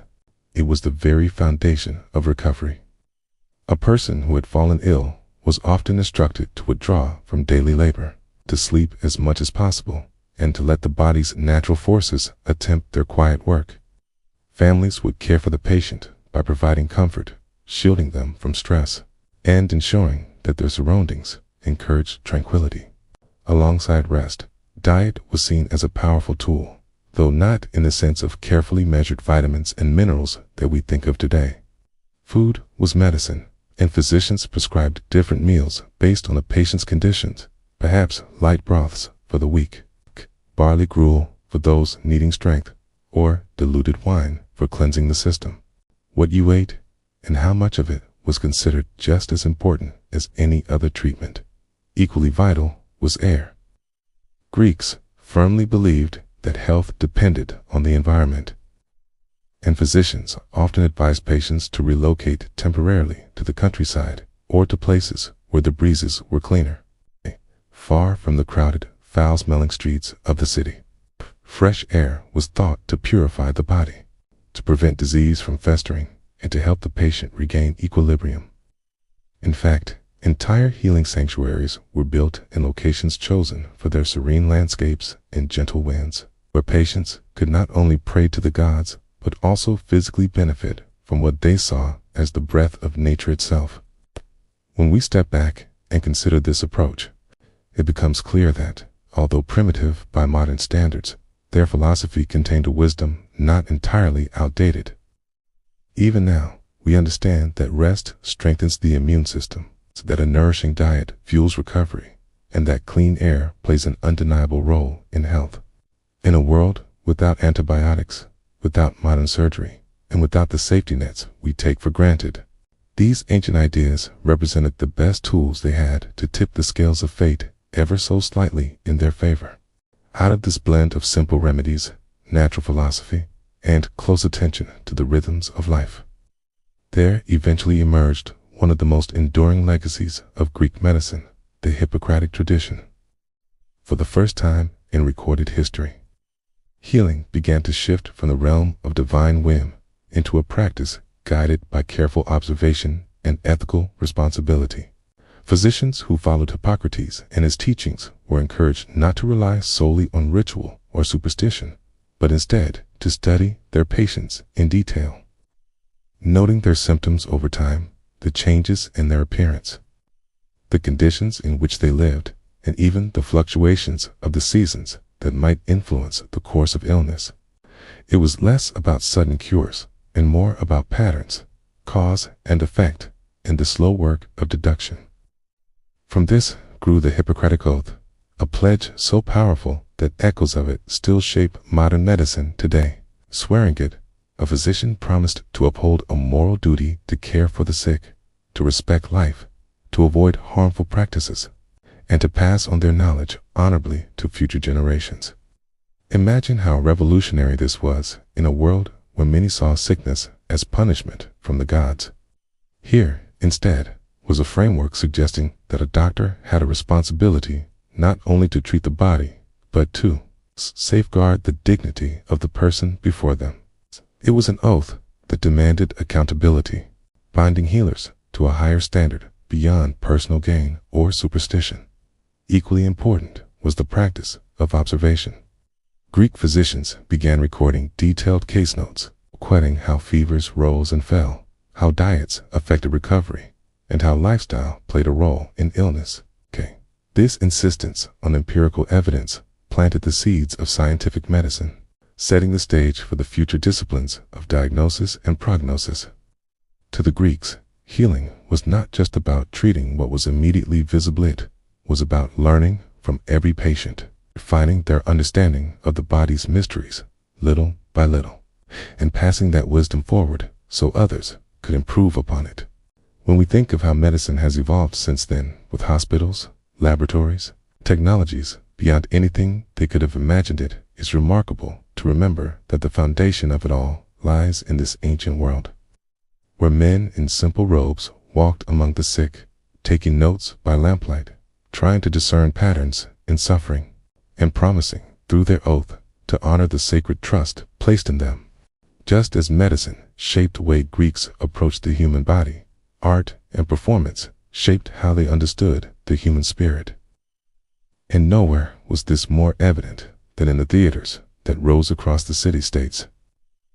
For the ancient Greeks, the theater was not a luxury or a pastime reserved for the elite, was woven into the very fabric of public life, a civic duty and cultural heartbeat that brought communities together in a shared experience of story, motion, and reflection. Picture the massive stone amphitheaters carved into hillsides, their tiers stretching upward like steps toward the sky, capable of holding thousands of citizens who gathered not just to watch, but to participate. For the audience was never a passive spectator.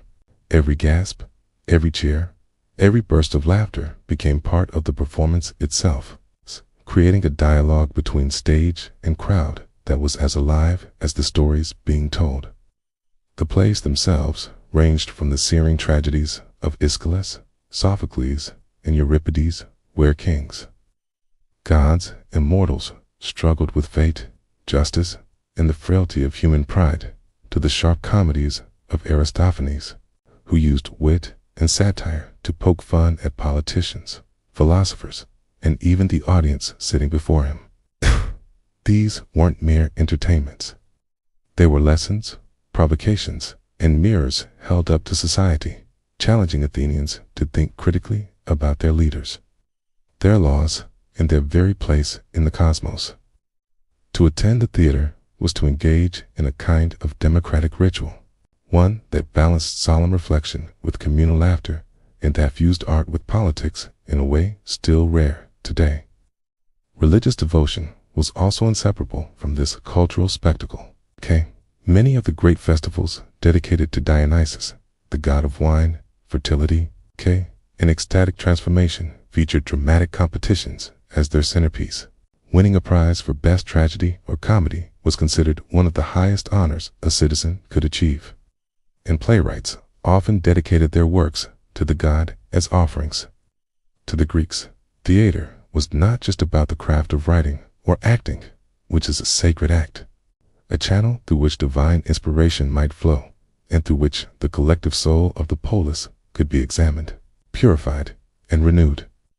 When we imagine those performances, the masks with exaggerated expressions, the booming voices echoing off the stone, the rising tension of the chorus as they danced and sang in unison, and the thousands of eyes watching intently under the Mediterranean sun, it becomes clear why theater held such power in Greek life. It was both entertainment and education, ritual and rebellion, a place where the joys and sorrows of the human condition were not hidden away, but celebrated openly before the gods and the people alike. If the theater was where the Greeks bared their souls, the agora was where they sharpened their minds. At first glance, the agora might have looked like nothing more than a bustling marketplace, a lively square filled with merchants hawking olives, wine, pottery, and woven cloth. The air thick with the mingled scents of bread, fresh from the oven, and spices brought from distant lands. But beneath the surface of trade, agora pulsed with something far greater. It was the true heartbeat of Greek civic life. Agora, the arena where ideas clashed, where reputations were made or broken, and where the foundation of Western philosophy and politics took shape. Imagine wandering through its colonnaded walkways at dawn, when citizens gathered not only to buy their goods, but also to exchange arguments and theories. Politicians rehearsed their speeches, eager to win support for new decrees, while philosophers like Socrates drifted from group to group, asking unsettling questions that forced ordinary men to rethink what they believed about justice, virtue, and truth itself. Every corner of the agora could transform into a stage for debate, every passerby an unwilling participant in dialogues that might stretch late into the day. Here, words held as much weight as swords. And a single, well-argued phrase could stir the imagination of a city or provoke the anger of its rulers. But the agora was not only for the intellectual elite. Farmers, craftsmen, and shopkeepers listened and joined in, because public discourse was not seen as the privilege of a few, but the responsibility of every citizen.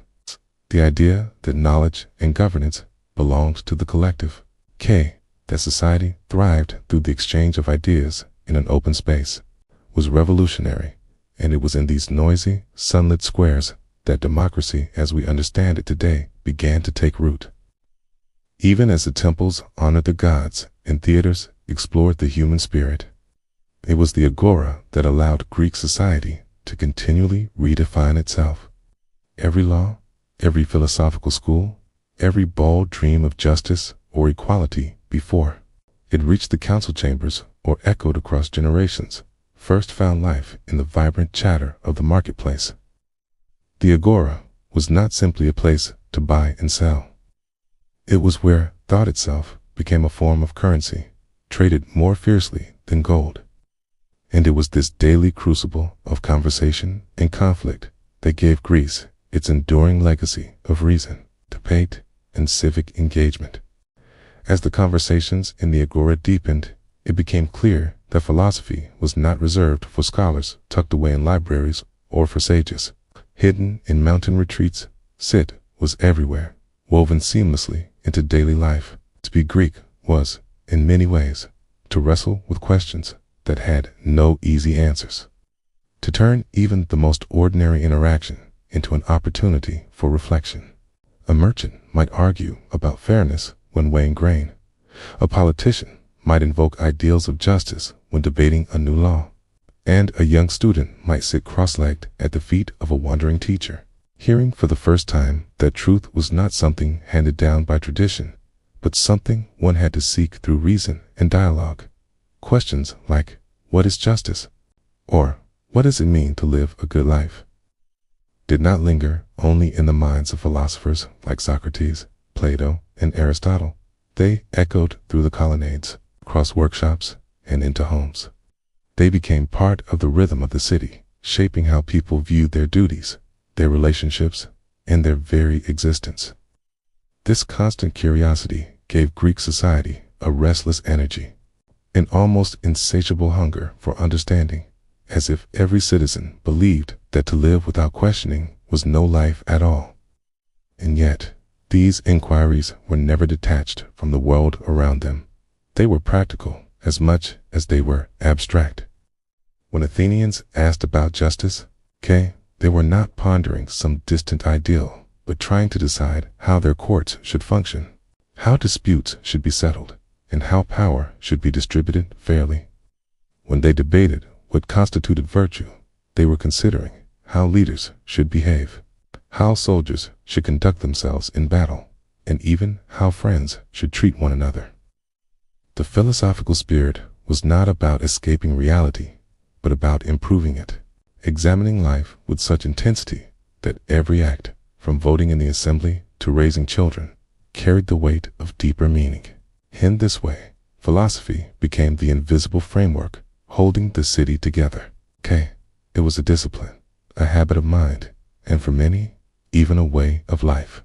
The question was to participate, to reason was to belong, and to challenge old assumptions was to honor the legacy of those who came before. It was not an indulgence for a select few, but a civic duty, a shared responsibility, a reflection of the belief that truth and wisdom, however elusive, were worth the pursuit. And so, in the midst of the laughter in the theaters, the bargaining in the markets, and the debates in the assembly, one could always hear the quiet hum of inquiry, the unending dialogue that defined the very essence of Greek civilization. Religion, in this world, was not confined to temples or special days marked on a calendar, was stitched into every rhythm of existence, as constant and natural as the rising sun over the Aegean. For the Greeks, every act carried with it a spiritual weight, and nothing was too ordinary to be touched by divine presence. Before a farmer pressed his plow into the soil, he might murmur a prayer to Demeter, goddess of the harvest, asking her blessing for fertile fields and gentle rains. A sailor setting out from Piraeus would scatter a few drops of wine into the sea for Poseidon, hoping that the god of the waves would steady his ship and keep the storms at bay. Even before soldiers marched into battle, their shields polished and their spears raised high, they would offer sacrifices to Ares or Athena, appealing for courage, strength, and a favor that could tip the scales of destiny in their favor. To live in Greece was to live in conversation with the gods. These were not distant, silent figures who watched from the heavens in detachment. They were thought to be active participants in daily affairs, as present in the household hearth as they were on the battlefield. Prayers and rituals were the invisible threads binding humans and gods together, securing harmony between the mortal and divine worlds. A family's evening meal might begin with a libation poured upon the ground in gratitude, while a journey across land would not commence until the proper offerings had been made. To neglect these acts was not merely impolite, was dangerous, for it risked drawing misfortune upon oneself and one's community. This integration of belief into action gave Greek life a sense of sacred rhythm, where no boundary existed between the spiritual and the practical. Farming was not only about tending crops, but about aligning human labor with divine will. Travel was not simply about moving from one place to another, but about stepping into an unpredictable world that required the protection of higher powers. Even the most courageous warrior did not trust only in his skill or strength, but in the idea that a god or goddess walked beside him, guiding his spear or steadying his resolve. What makes this so compelling is how deeply these rituals unified the community. A city might be divided by politics, philosophy, or wealth, but when the time came to make offerings, chant hymns, or celebrate a festival in honor of the gods, all differences faded into the background. It was a reminder that, in the eyes of Olympus, everyone rich or poor, farmer or philosopher, was part of the same fragile human story, dependent on divine favor for survival and prosperity. And so, whether in moments of triumph or in times of fear, the Greeks turned instinctively to ritual, keeping alive a dialogue with the divine that shaped not just their ceremonies, but the very texture of their lives. Yet, for all this reverence, the Greeks never imagined their gods as gentle or endlessly forgiving guardians. On the contrary, the divine beings they honored were often unpredictable, quick to anger, and capable of holding grudges that lasted generations. To the Greek mind, the gods were not distant paragons of perfection, but larger-than-life figures with tempers, jealousies, and desires of their own. And if a mortal happened to cross them intentionally or not, the consequences could be devastating. A harvest could wither, a ship could vanish beneath stormy waves, or a family line could be cursed with endless misfortune, all because a god had been slighted. Stories whispered through marketplaces and echoed in theaters carried these warnings in dramatic detail. A king might boast too loudly of his wealth and find himself punished by the envy of Zeus.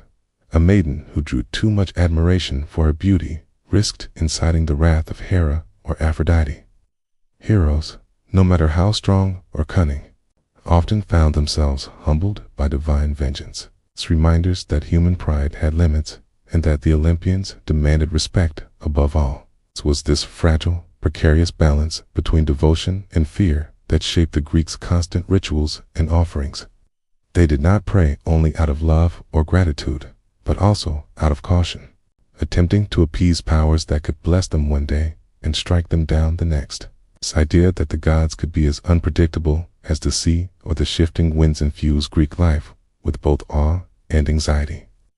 A farmer might carefully tend his crops, but if the skies withheld rain because a deity was displeased, no amount of labor could change his fate. A soldier could march bravely into battle, yet if the gods favored the other side, courage alone would not secure victory, even in the most joyous festivals. There lingered the unspoken understanding that a god's favor was fleeting, that the same divine hand that lifted a city to glory might also bring it to ruin. In this way, the Greeks lived in a world where power was never fully in human hands, where success and survival always hung upon the shifting moods of beings far beyond mortal control.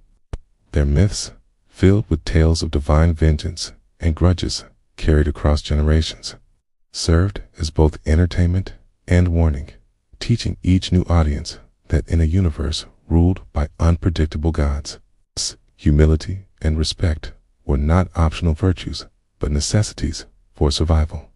But perhaps the most constant shadow over daily life in the ancient Greek world was not the wrath of the gods or the rigid demands of society, but the fragility of the human body itself. Mortality was never far away, and people lived with an unshakable awareness that life could be cut short at any moment. Something as simple as drinking from the wrong well or suffering a small cut in the wrong place could spiral into tragedy. For infection was a silent predator that struck swiftly and mercilessly, without knowledge of germs, without antibiotics or even the most basic concepts of sanitation as we understand them today. The Greeks faced dangers that we, in the modern world, scarcely pause to consider. A minor wound from farm work, a scrape earned in the marketplace, or even the blisters of a soldier's march could transform into a fatal illness that no remedy could stop. Water, so vital to survival, was not always safe. Streams and wells could be tainted without anyone realizing it, spreading sickness across entire households or neighborhoods before the source was even suspected.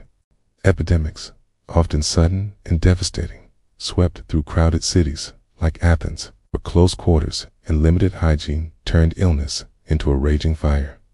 The Great Plague that struck Athens during the Peloponnesian War is remembered as one of the most horrifying reminders of this reality, claiming thousands of lives and leaving survivors haunted by the memory of neighbors and family members lost in mere days. Death, in such moments, felt both random and inevitable, a force against which even the most disciplined minds and strongest warriors were powerless. For ordinary Greeks, this uncertainty shaped how they saw the world. Each day carried the weight of risk. In every gathering, a wedding, a festival, or even a simple meal shared among friends was shadowed by the knowledge that tomorrow was never guaranteed. Parents buried children, husbands and wives mourned partners taken too soon, and entire communities were reshaped by the ebb and flow of survival.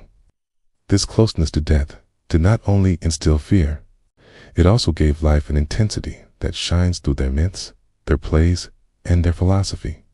The constant threat of mortality made joy more precious, rituals more urgent, and the search for meaning more desperate. In every prayer whispered, in every libation poured to the gods, there echoed a deep yearning not only for protection, but for understanding in a world where death seemed always a step behind. If the invisible enemies of infection and tainted water already haunted Greek life, the physical design of their cities only amplified the dangers. Ancient Greek urban centers, especially great hubs like Athens, were alive with energy and movement, but beneath the vibrancy lay conditions that bred disease with alarming ease. Narrow streets teemed with vendors, artisans, and families, all living shoulder to shoulder, their lives spilling into the same cramped spaces. Waste disposal was rudimentary at best, and while some households dug pits or relied on cesspools, the reality was that much of the refuse of daily living ended up flowing through open drains that ran along the streets. These primitive sewers, exposed to the air, mixed afoul with the necessary. Children darted past, animals wandered freely, and adults fetched their water just a few steps away. The communal fountains, carved with care and meant as a symbol of civic pride, were essential for survival, yet they also became the unintentional meeting point for contagion.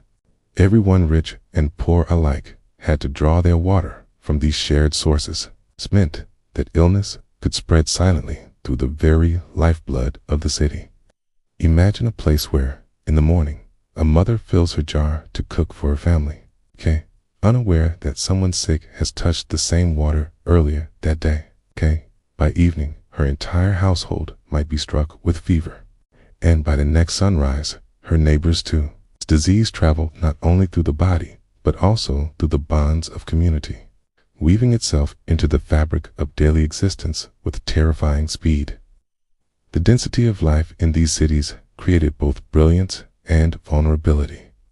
On one hand, the crowds brought ideas, art, and philosophy into constant exchange, sparking the kind of innovation that would shape Western civilization.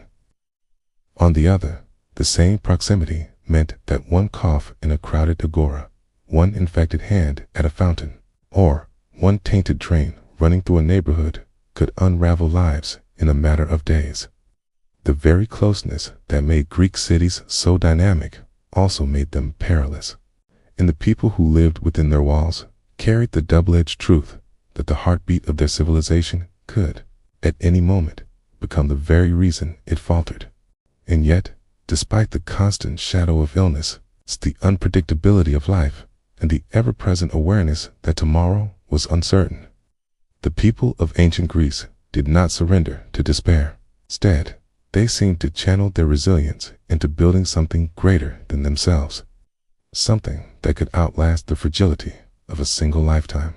Their hands raised temples of stone that touched the sky, monuments not only to the gods they revered, but also to the determination of a people who refused to let hardship define them. Within the walls of these sacred places, chants and offerings echoed through the centuries, leaving behind whispers of devotion that we can still sense when we look upon their ruins today. In the theaters, carved into the hillsides, playwrights wove together tragedies and comedies that explored the very core of human existence, asking questions about love, justice, suffering, and fate, questions that remain strikingly familiar to us even now. The Greeks transformed the pain of their short and uncertain lives into stories that resonated across generations, and through this, they found a way to ensure their voices would never truly fade. And while many individuals might have been lost to the fevers, wars, and struggles of their era, the ideas they cultivated lived on. In the bustling agora, philosophers gathered to debate questions so profound that their echoes still shape the foundations of modern thought. What is virtue? What is justice? What does it mean to live a good life? These were not idle musings, but lifelines, ways of seeking meaning in a world that could be brutal and unforgiving. Their resilience lay not in denying their mortality, but in crafting a legacy that defied it. Though the average Greek might not have lived long, their civilization stretched across centuries, leaving behind knowledge, art, and architecture that remind us of their brilliance.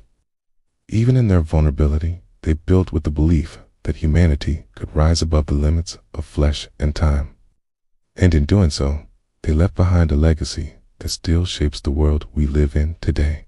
And when we step back and look at the bigger picture, it becomes clear that the resilience of the Greeks was not simply about enduring day-to-day hardships, but about planting seeds that would grow far beyond their own lifetimes. In the realm of governance, they laid down the foundations of democracy. Imperfect and limited though it may have been, yet powerful enough to inspire generations that followed. Their debates in the assembly and experiments with civic participation would ripple outward, shaping the very concept of citizenship and collective decision-making that so many societies still wrestle with today. In philosophy and ethics, they pushed the boundaries of thought, daring to ask what it meant to live a virtuous life, how justice could be defined, and whether human beings could find purpose in a world so often ruled by chaos. These were not abstract riddles confined to their age. They became the bedrock upon which centuries of intellectual inquiry were built. In the sciences, too, they were pioneers, gazing at the stars, dissecting the mysteries of the human body, and observing the natural world with a curiosity that sought order in what seemed like disorder, even when their theories proved incomplete or flawed. They represented the first steps toward methods of questioning and reasoning that remain at the heart of modern discovery. And in the realm of art, their contributions were nothing short of transformative. The sculptors, painters, and dramatists of Greece gave form to ideals of beauty, balance, and expression that continue to echo in museums, theaters, and classrooms around the globe. Their tragedies still move audiences to tears, their comedies still spark laughter, and their architecture still commands awe with its harmony and proportion.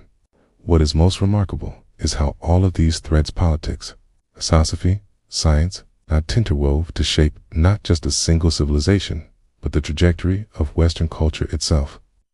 The legacy of Greece did not vanish with the collapse of its city-states. Instead, it lived on, carried forward by Rome, preserved by scholars through the centuries, and reignited during the Renaissance to help shape the modern world we know today.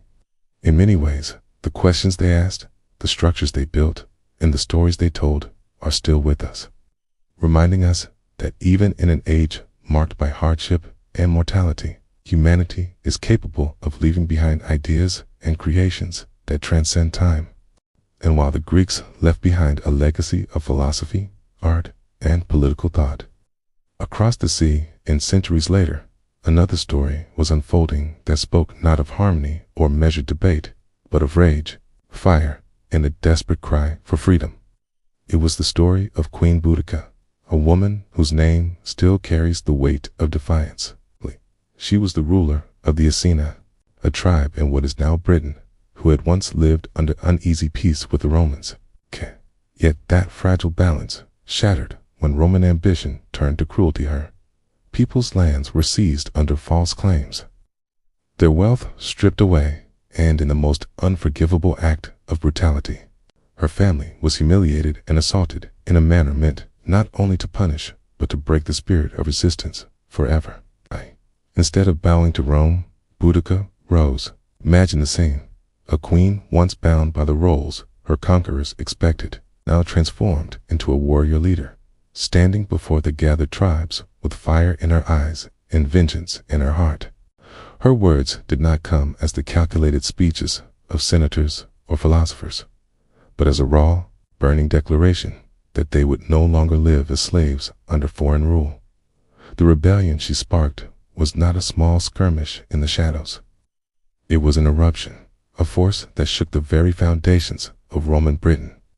Towns were set aflame, symbols of Roman authority reduced to ash, and legions that had once seemed invincible found themselves overwhelmed by the fury of warriors fighting not for conquest, but for their homeland, their dignity, and their very survival. The rebellion of Boudica was more than a battle. It was a collision of worlds, the disciplined might of Rome with its legions, formations, and strategies, against the untamed resolve of tribes who fought with passion and desperation. For a moment, it seemed as though the tide of history itself might turn, that the conquerors would be driven back across the sea, and that the memory of Rome in Britain would be nothing more than ruins reclaimed by wild grasses. And what made Boudicca's uprising even more extraordinary was not only the fury it carried, but the unity it created among people who had for so long been divided. For years, Rome had relied on the old strategy of ruling by division, keeping the tribes of Britain fractured and suspicious of one another, ensuring that no single voice could rise above the rest. The Iceni might distrust the Trinovantes, the Brigantes might look warily upon their neighbors, and each group, bound by its own traditions and rivalries, rarely dreamed of acting together. Yet, when Boudicca raised her banner of defiance, something shifted. Her pain, her outrage, and her burning call for freedom transcended tribal borders, till the old hostilities seemed small compared to the larger enemy that loomed over them all. Tribes that had once fought against one another now gathered side by side, drawn not by political treaties or careful diplomacy, but by shared wounds and a common vision. Rome had underestimated how deeply its cruelty would resonate, how one queen's suffering would ignite a fire across the land. Warriors, who might never have stood in the same camp before, now sharpened their spears together. Their voices lifted in chants that echoed through forests and valleys, uniting in a cause greater than any single tribe. It was as if Britain itself, scarred but unbroken, had found a single heartbeat, and that heartbeat thundered against Rome. This unity gave Boudicca's rebellion a strength Rome had not foreseen. What might have been dismissed as a localized revolt now became a nationwide storm, gathering momentum with each tribe that joined the cause. It was no longer merely the Iceni's vengeance. It was Britain rising, a people once splintered, now bound together in the hope that their homeland could be free from the shadow of foreign rule. And in that moment of fragile but fiery unity, the impossible no longer seemed out of reach. The spark of unity quickly turned into a storm of fury, and Rome's proud outposts in Britain soon felt the full weight of that rage. The first to fall was Camulodunum, the Roman colony established as a symbol of conquest and authority.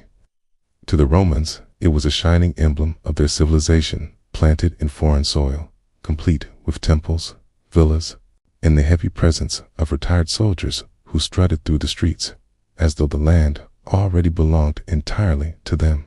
To the Britons, Camulodunum was nothing less than an insult carved into their homeland, a daily reminder of dispossession, humiliation, and the gods of Rome looming over their own sacred traditions.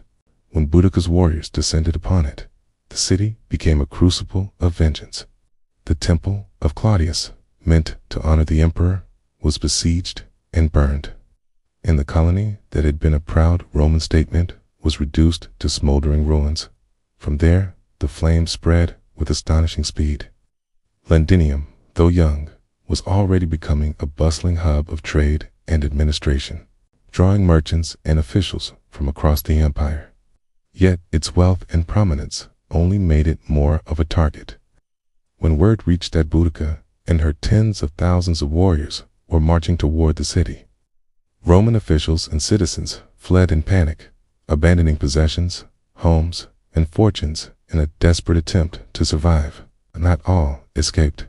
The Iceni and their allies swept through the streets, and Londinium too was set ablaze. Its timber buildings turned to kindling in a firestorm. The city that Rome had hoped would anchor its influence in Britain was left in ruins, its ashes drifting over the Thames. These were not random attacks, but deliberate strikes at the heart of Roman control, each settlement a carefully chosen symbol of power and arrogance. To the Britons, the destruction of Camulodunum and Londinium was more than revenging, was a declaration that Rome's grip could be broken, that no fortress or colony was untouchable when an entire people rose together. For a brief, burning moment, it seemed as though the mighty empire itself might be driven from Britain, undone not by foreign legions, but by the wrath of those it had sought to conquer.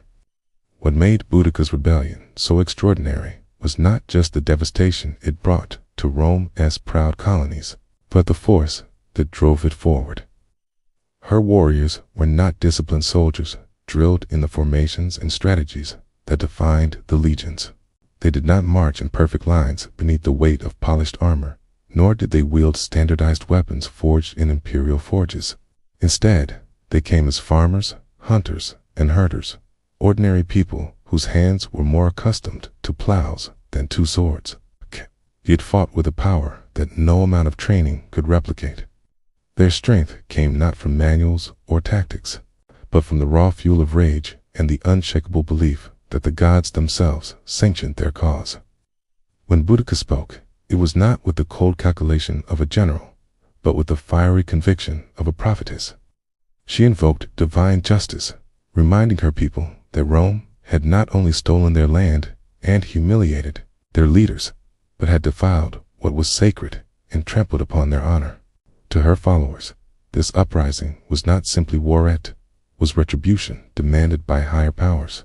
Every spear, thrust, and sword swing carried with it the weight of ancestral spirits. Every shout in battle was an echo of prayers whispered around sacred fires, where Rome's soldiers fought for empire and pay. The Britons fought for their families, their gods, and the very soul of their homeland. It was this conviction that made them so terrifying.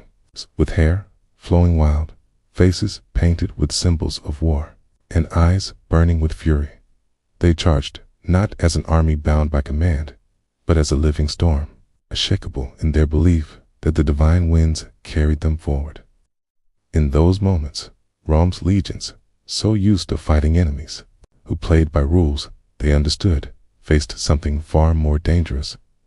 A people who believed themselves to be instruments of vengeance, stoppable until their gods were satisfied. Yet, for all their fire, fury, and the devastation they unleashed upon Rome's settlements, the tide of Boudicca's rebellion would not last forever. Rome, though wounded and humiliated by the scale of the uprising, was not an empire accustomed to surrender. At the heart of its strength lay discipline, strategy, and the iron will of commanders hardened by decades of conquest. Governor Gaius Suetonius Paulinus, a man known for his ruthlessness and tactical brilliance, gathered what remained of his forces, rallying legionnaires who had survived the chaos and calling reinforcements from across the province, where the Britons fought with passion and divine belief. Suetonius fought with calculation and precision, shaping the battlefield to favor his legion's strengths. The final clash came not in the burning ruins of a Roman town, but in open terrain chosen carefully by Suetonius himself, narrow valley with dense woods at its back, funneling the Britons into a confined space where their overwhelming numbers would become a burden rather than an advantage. Boudicca's warriors poured into the field, a roaring sea of chariots, families, and tribes united in their fury. They vastly outnumbered the Romans, but Suetonius had crafted a deadly trap. His soldiers stood in tight formations, shields locked, spears ready, waiting for the wave to break. When the Britons surged forward, the legions held firm, unleashing disciplined volleys of javelins before advancing as one, their lines cutting through the chaos with relentless efficiency. What followed was slaughter. The Britons, crowded by their own wagons and followers who had gathered to watch what they believed would be another glorious victory, found themselves trapped with no room to maneuver. Their fury could not match the machine-like advance of Rome's legions, who pressed forward with brutal precision, cutting down warrior after warrior. The battlefield, once filled with the sound of tribal chants and war cries, turned into a desperate struggle for survival. Despite their courage, the Britons were crushed, their hopes for freedom buried beneath Roman steel. Boudicca herself vanished from the stage of history soon after. Some accounts claim she took poison to avoid capture. Others that illness carried her away. But what mattered was that her rebellion, so fierce and destructive, ended in tragedy. Rome would reassert its dominance, rebuilding its towns and reestablishing its rule, while the tribes that had risen in defiance were left scarred and subdued. Yet, even in defeat, Boudica's name endured. She became not just a queen of a single tribe, but a legend of resistance, a figure who embodied the unyielding spirit of those who dared to stand against the mightiest empire of their age. And when the dust of battle settled and the fires of rebellion dimmed into ash, the fate of Boudica herself became shrouded in mystery, as though even history could not bear to pin down the final chapter of her life. Some Roman chroniclers whispered that she, unwilling to be paraded through the streets of Rome in chains like a conquered prize, chose to end her life with poison, a queen deciding her own destiny rather than allowing her enemies to decide it for her. Others suggested that the weight of grief, exhaustion, and illness overcame her in the aftermath of defeat, her body failing even as her spirit raged unbroken. In truth, no one can say with certainty how her life ended, and perhaps that uncertainty is what gives her story such an enduring aura of legend. What we do know is that her death marked the closing of one of the most extraordinary rebellions Rome had ever faced in its long history of conquest. For her followers, her absence was more than the loss of a leader. It was the extinguishing of a flame that had, for a brief, blazing moment, united the scattered tribes of Britain under one banner. Yet, by leaving her death cloaked in uncertainty, she became larger than life, a figure who transcended the simple details of biography and stepped into the realm of myth. Whether she fell by her own hand in an act of defiance or succumbed quietly to nature's inevitability, both versions paint her not as a defeated woman, but as someone who denied Rome the satisfaction of breaking her spirit. Her uncertain death gave her a kind of immortality, for legends thrive on mysteries. The Romans may have written their accounts to diminish her, framing her rebellion as doomed folly, but the echoes of her story, carried forward, whispered among her people, and retold across generations. The end, Boudica did not need a recorded grave or a triumph carved in marble. Her story became the monumental, untamed spirit that outlived the empire which sought to silence her. And so, from the shadows of her uncertain death, rose a legacy far greater than any single battle or campaign. Boudica became more than a queen of the Iceni, more than a rebel who dared to defy the most powerful empire the world had ever known. She transformed into a timeless symbol of resistance itself. Across the centuries, poets, historians, and artists would seize upon her story, painting her not simply as a figure of the past, but as a mythic warrior queen whose spirit could never be shackled by chains nor erased by defeat. For the people of Britain, she embodied the unyielding courage to stand against oppression, no matter how impossible the odds, and her memory served as a reminder that even the most ordinary lives could blaze with extraordinary fire when injustice demanded it. The Romans recorded her rebellion as a cautionary tale, but posterity reimagined it as inspiration. She was not the woman who lost a war, but the one who dared to fight it, the one who dared to fight it, the one who raised her voice when silence might have been safer, the one who stood at the head of her people like a living embodiment of defiance. Statues of her astride a chariot, her daughters beside her, were erected, not merely to honor the past, but to remind each new age that resistance is itself a kind of victory. In her story, one finds echoes of countless struggles across history where the weak faced the mighty, and the oppressed dared to rise against the oppressor. Her legacy endures not because she toppled Rome, she did not, but because she refused to yield to it. And in doing so, she carved her place among the great figures of human history. She is remembered less as a mortal woman and more as an eternal archetype, a reminder that power may command armies and empires, but courage commands the heart. In Boudica's tale, we see the blueprint of resistance, fierce, unrelenting, and larger than life, a queen who stepped into legend not through victory, but through the enduring power of defiance.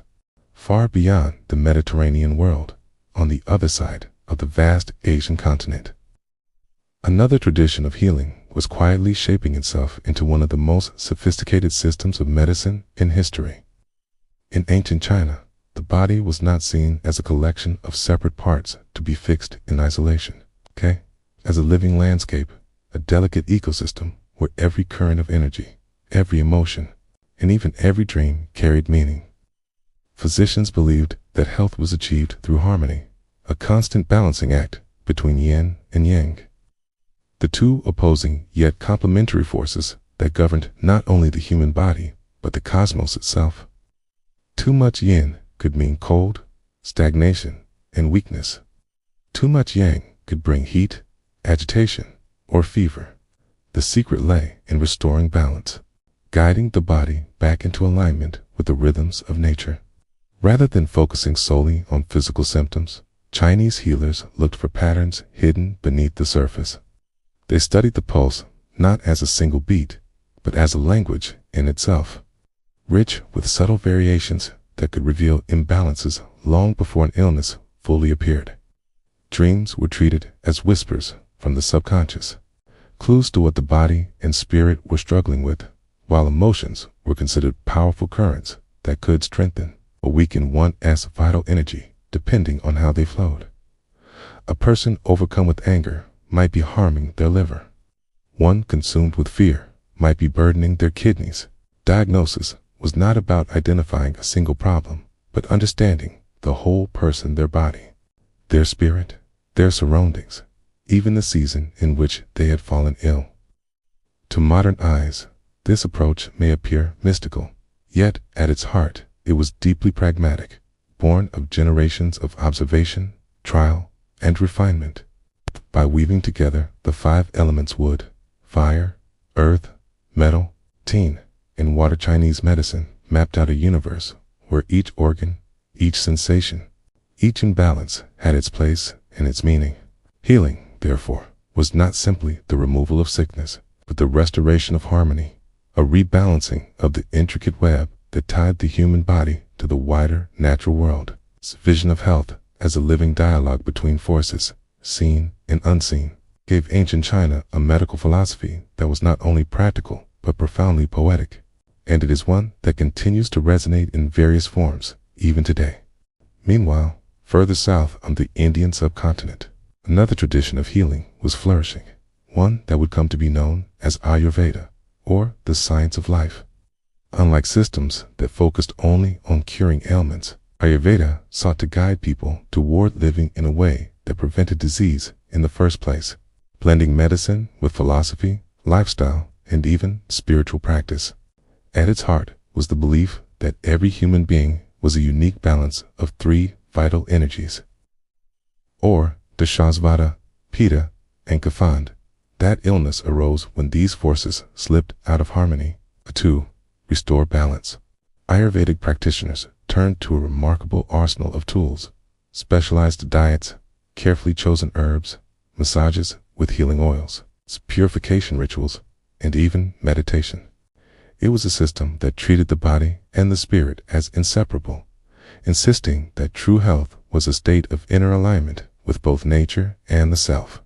Among the figures who shaped this vast body of knowledge to stand out as legends, the first was Charaka, remembered as the father of internal medicine.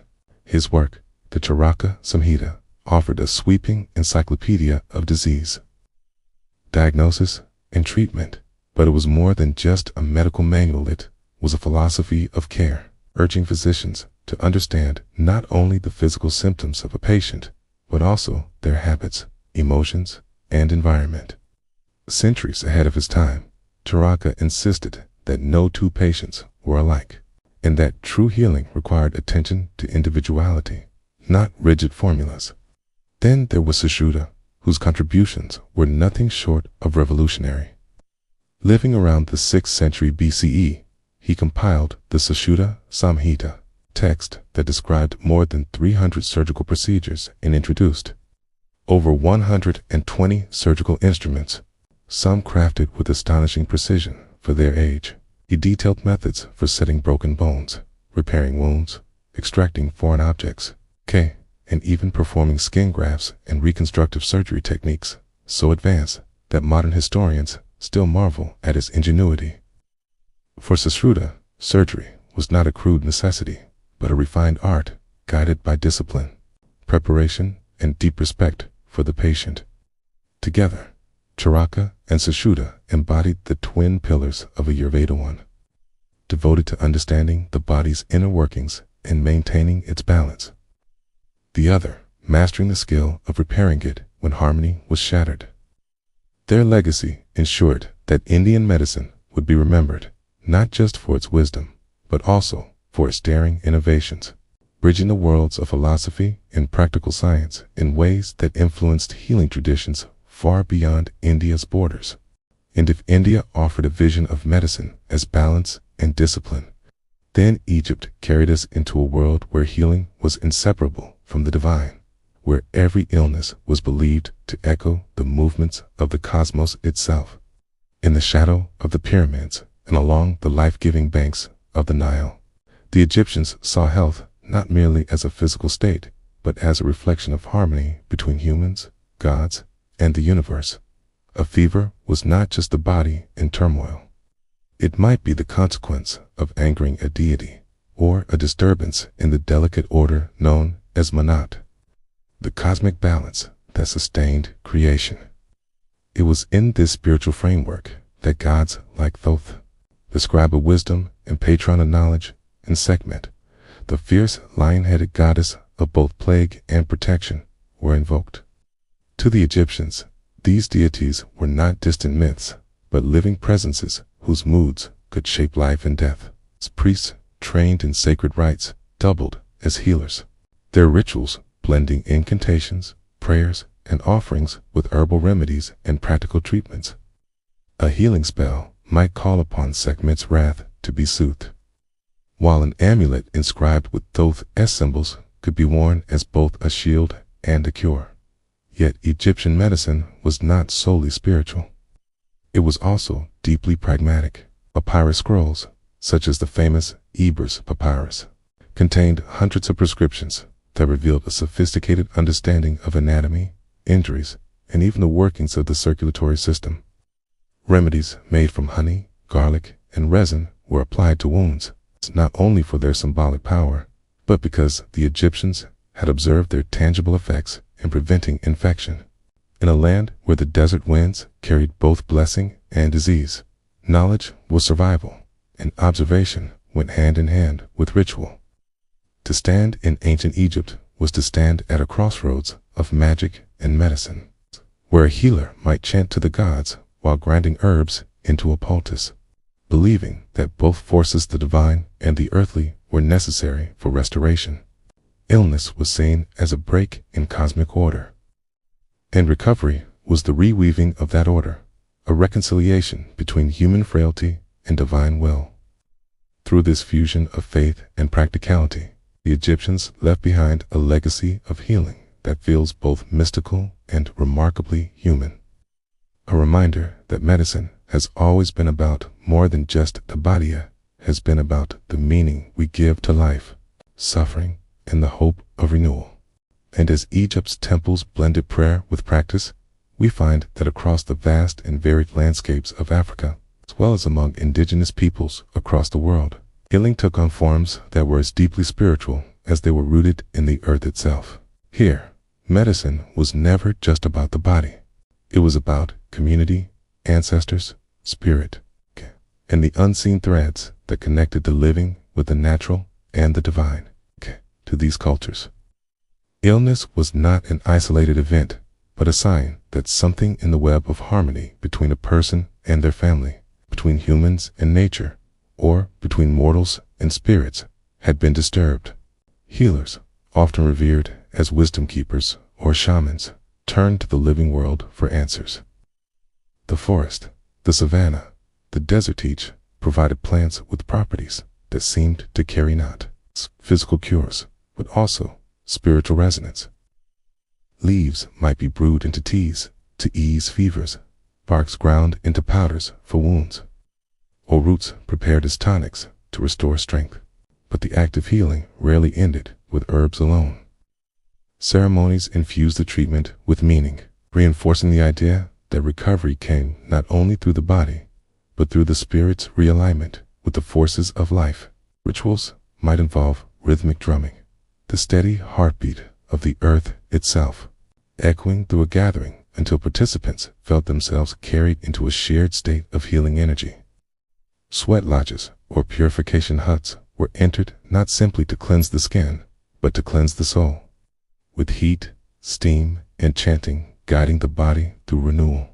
Community members joined in because healing was often collective and affirmation that the sick person was never truly alone in their struggle, but carried by the strength of their people. These practices were not primitive superstitions, as they were sometimes dismissed by outsiders, but holistic systems that recognized what modern science increasingly affirms, that mind, body, and environment are inseparable, and that rituals, belief, and communal bonds can powerfully influence well-being. By engaging all the senses, sound, touch, smell, sight, and by weaving together medicine and meaning, traditional African and indigenous healing systems created an experience of care that touched the whole person. In this way, we see once more the timeless human truth that whether under the gaze of Sekhmet in Egypt, in the pulse of a drum under an African night sky, or within the steam-filled chambers of a sweat lodge, people everywhere sought not only to treat illness, but to restore harmony, to reconnect what had been broken, and to bring life back into balance. And woven into this great tapestry of healing traditions were the practices of native peoples across the Americas, who saw the natural world not merely as a resource, but as a living relative, imbued with spirit, wisdom, and sacred responsibility. In these traditions, plants were not just medicine, they were teachers, protectors, and bridges between the human and the divine. Sage, for instance, was burned in smudging ceremonies to cleanse spaces of harmful energies, its smoke rising like prayers into the sky. Cedar, with its strong scent and enduring presence, was used in rituals of protection, a shield against unseen forces that could bring sickness. Tobacco, far from the casual commodity it would later become, was among the most sacred of offerings, a means of communication with the spirit world, a gift that carried respect and intention in every leaf. Illness in this worldview was rarely interpreted as random or meaningless. It often signaled something deeper, a taboo broken, disharmony with the natural order, or a fracture in the bond between the individual and the spiritual realm. A healer, often called a medicine person, would work not only with herbs and ceremonies, but also with dreams, visions, and stories, seeking to uncover the root cause that lay beneath the surface. Healing, therefore, was not a simple matter of treating symptoms, but of restoring balance between body and soul, between person and community, between human beings and the land that nourished them. Ceremonial fires might be lit, songs sung in ancient languages, and dances performed that retold sacred stories while guiding energy back toward harmony. Every movement, every chant, every plant carried meaning, reminding participants that healing was not isolated from culture or belief, but deeply interwoven with identity and tradition.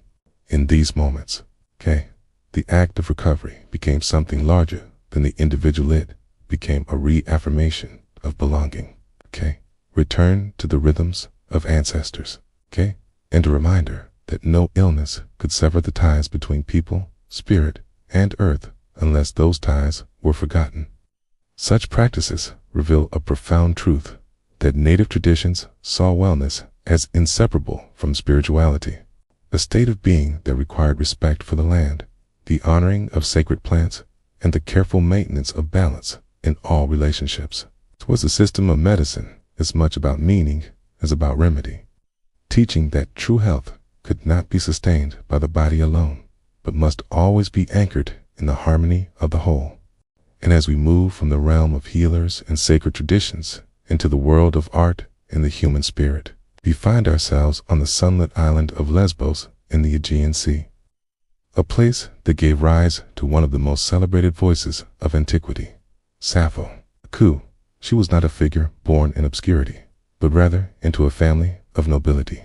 Her upbringing affording her education, refinement, and access to the intellectual currents of her time. Yet, it was not wealth or status that preserved her memory through the centuries. It was the extraordinary gift of her words. In a world where poetry was often dominated by men, Sappho created something different. A space that belonged to women, where the intricacies of love, longing, friendship, and beauty could be explored without restraint. She gathered around her a circle of women, not as pupils in the rigid sense, but as companions in art. Individuals who would share in the experience of verse, song, and performance. These gatherings were more than literary salons. They were communities of expression, where emotions were not hidden behind the armor of epic battles or political speeches, but instead brought to life through the intimacy of lyric poetry. Imagine the evenings on Lesbos, the salty breeze from the sea carrying the sound of the lyre, voices rising together in harmony. Each word carefully chosen to capture a fleeting glance, a spark of passion, or the sorrow of separation. In this way, Sappho did not merely write poetry, she created a culture of expression that celebrated the depth of the personal and the beauty of the shared. Her circle became a sanctuary where women could articulate the subtleties of the heart, crafting verses that were at once delicate and enduring. Through her leadership, lyric poetry reached new heights, and the island of Lesbos became forever tied to her legacy, not simply as her birthplace, but as a setting for a literary revolution. What made Sappho truly unforgettable was not merely her role as a leader of a poetic circle, but the kind of poetry she chose to craft, for she did not aim to capture the sweep of wars or the rise of empires, as many poets of her age had done. Instead, she turned her gaze inward and gave voice to the secret movements of the heart.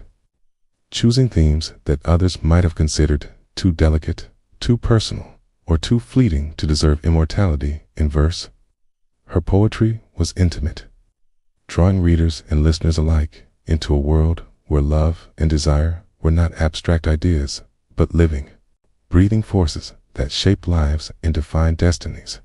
She wrote of passion with a clarity that could pierce through centuries, describing not only the joy of closeness, but also the ache of longing, the trembling of unspoken words, and the silence that can stretch between two souls. Through her lyrics, love was no longer something relegated to the realm of myths or gods. It became human, vulnerable, and profoundly real. When she spoke of desire, it was not distant or theoretical, but immediate and tangible. A force that could leave one trembling, breathless, or utterly undone. In her hands, even the smallest gesture, a glance, a smile, a whispered word, was transformed into something luminous, worthy of song. Her work resonated precisely because it reflected experiences that all people, regardless of time or place, could recognize in their own lives. It is said that her verses carried a musicality so enchanting that even when read without the accompaniment of a lyre, they seemed to sing on their own. Her mastery lay not in grand flourishes, but in the careful balance of simplicity and intensity, where every word held weight, and every image lingered in the imagination long after the sound had faded.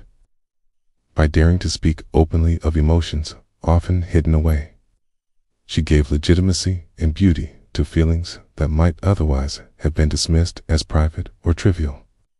Sappho's poetry, then, was not merely an artistic exercise. It was a declaration that the inner world of the heart was just as worthy of song as the outer world of politics, battles, and conquest. In this way, she elevated lyric poetry into a profound exploration of what it means to be human, reminding us that love and desire are not distractions from life's story, but among its most defining chapters. And yet, despite the beauty and intensity of her voice, time was not kind to Sappho's legacy. Unlike Homer's epics, which were preserved and recopied across centuries, much of her work was lost to the slow erosion of history. Fires in ancient libraries, neglect by later scribes, and the fragility of papyrus meant that what survives of her poetry today is only a fraction of what once existed. Most of her verses come to us not as complete songs, but as fragments, sometimes a single stanza, sometimes only a few haunting lines, and in many cases, nothing more than a scattering of words that once formed part of a larger whole. To some, this might seem like tragedy, the silencing of one of antiquity's most profound voices. Yet, paradoxically, these fragments carry a power that complete works sometimes lack. For, in their brokenness, they invite the imagination to lean in, to fill the silences, and to wonder at the lost music between the lines. There is something deeply moving about encountering her poetry in this fragmented form. It is as though we are standing in the ruins of a temple, where columns still rise proudly against the sky, though the roof has long since crumbled. Even incomplete, the structure inspires awe, hinting at the grandeur it once possessed.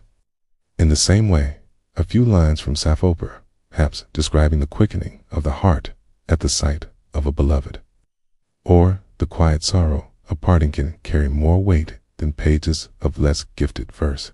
The fragments, fragile though they are, seem to hold concentrated emotion, compressed like precious stones shaped by time and loss. What is astonishing is that even after centuries of decay, her words remain alive, capable of reaching across cultures and generations to stir something primal within the reader. We find ourselves leaning closer, listening not only to what is said, but also to what is unsaid, sensing that her silences are as eloquent as her words. Some scholars even argue that the fragmentary nature of her surviving work has added to her mystique, turning her into a figure both elusive and eternal, a poet whose voice we can hear but never fully grasp. Thus, while most of Sappho's poetry has been scattered to the winds of time, what little we have is enough to affirm her genius. The fragments are not remnants to be pitied, but treasures to be cherished, glowing embers from a fire that once burned brilliantly, reminding us that the human heart, when expressed with honesty and artistry, can transcend the boundaries of centuries and speak with undiminished force. What makes Sappho stand apart from nearly every other poet of antiquity is the remarkable way she captured the intimate currents of human feeling. Unlike the grand themes of war, conquest, or divine wrath that dominated much of early literature, her focus was intensely personal, drawing the reader into the private chambers of the heart. With subtle strokes, she gave shape to emotions that are as universal now as they were in her time: jealousy that gnaws like an unseen fire, longing that stretches the soul across an impossible distance, and a tender sensuality that makes even the simplest glance or gesture feel like a revelation. These were not abstract concepts to her, but lived experiences, expressed with such delicacy that they retained their freshness even millennia later. It is astonishing to realize how vividly she conveyed feelings that many writers, even with the luxury of abundant words, struggle to capture. A single image, a trembling hand, a rush of heat, the sudden stillness that overtakes the body in the presence of desire, was enough for her to evoke entire worlds of emotion. She rarely needed to name jealousy or longing outright. Instead, she allowed the sensation to unfold naturally in the reader's mind, weaving an atmosphere where one could almost feel the heartbeat quicken alongside hers. This subtlety is what gives her poetry its enduring power, for it does not dictate how we should feel, but rather opens a space where we experience the emotions ourselves.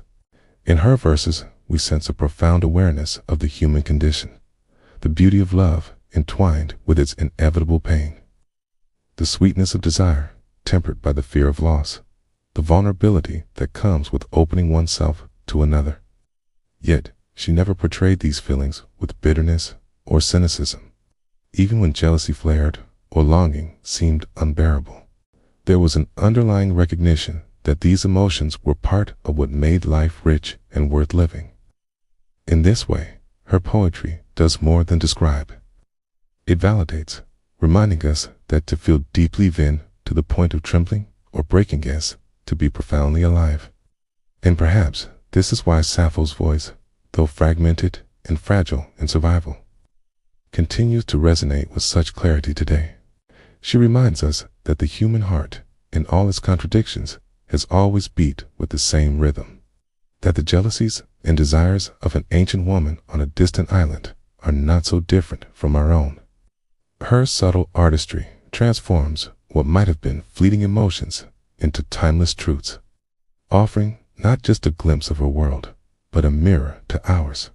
So profound was the impression Sappho left on her world that the ancients themselves could find no earthly title worthy enough for her. Instead, they reached into the realm of the divine and called her the 10th Muse, placing her alongside the 9 immortal daughters of Zeus and Mnemosyne, who, in Greek belief, governed all forms of art and inspiration. To be compared to the Muses was no casual honor. It was a recognition that her poetry was not merely human craft, but something touched by the divine, a bridge between mortal emotion and eternal truth. Unlike the epic poets, whose works glorified gods and heroes, Sappho's verses illuminated the inner landscapes of the heart. Yet her contemporaries saw in this intimacy a power just as sacred and transformative as the grand myths sung by Homer.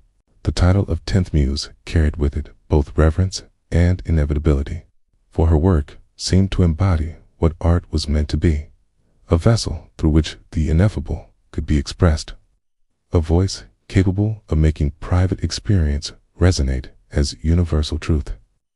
It is telling that even in antiquity and age, steeped in patriarchy, Sappho's artistry elevated her to a stature beyond the constraints of her gender, for she was not remembered merely as a woman who wrote poetry, but as a figure who redefined what poetry itself could accomplish.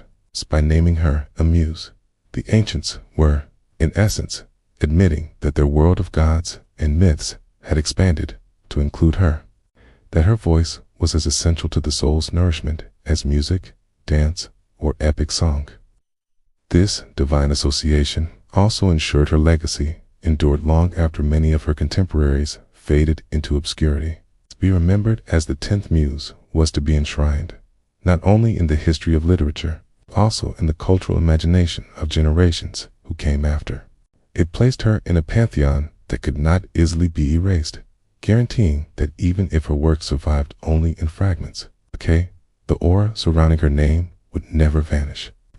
The ancients understood that Sappho's poetry carried something timeless, and by elevating her to the status of a muse, they preserved the sense that her voice belonged not just to her own age, but to all ages.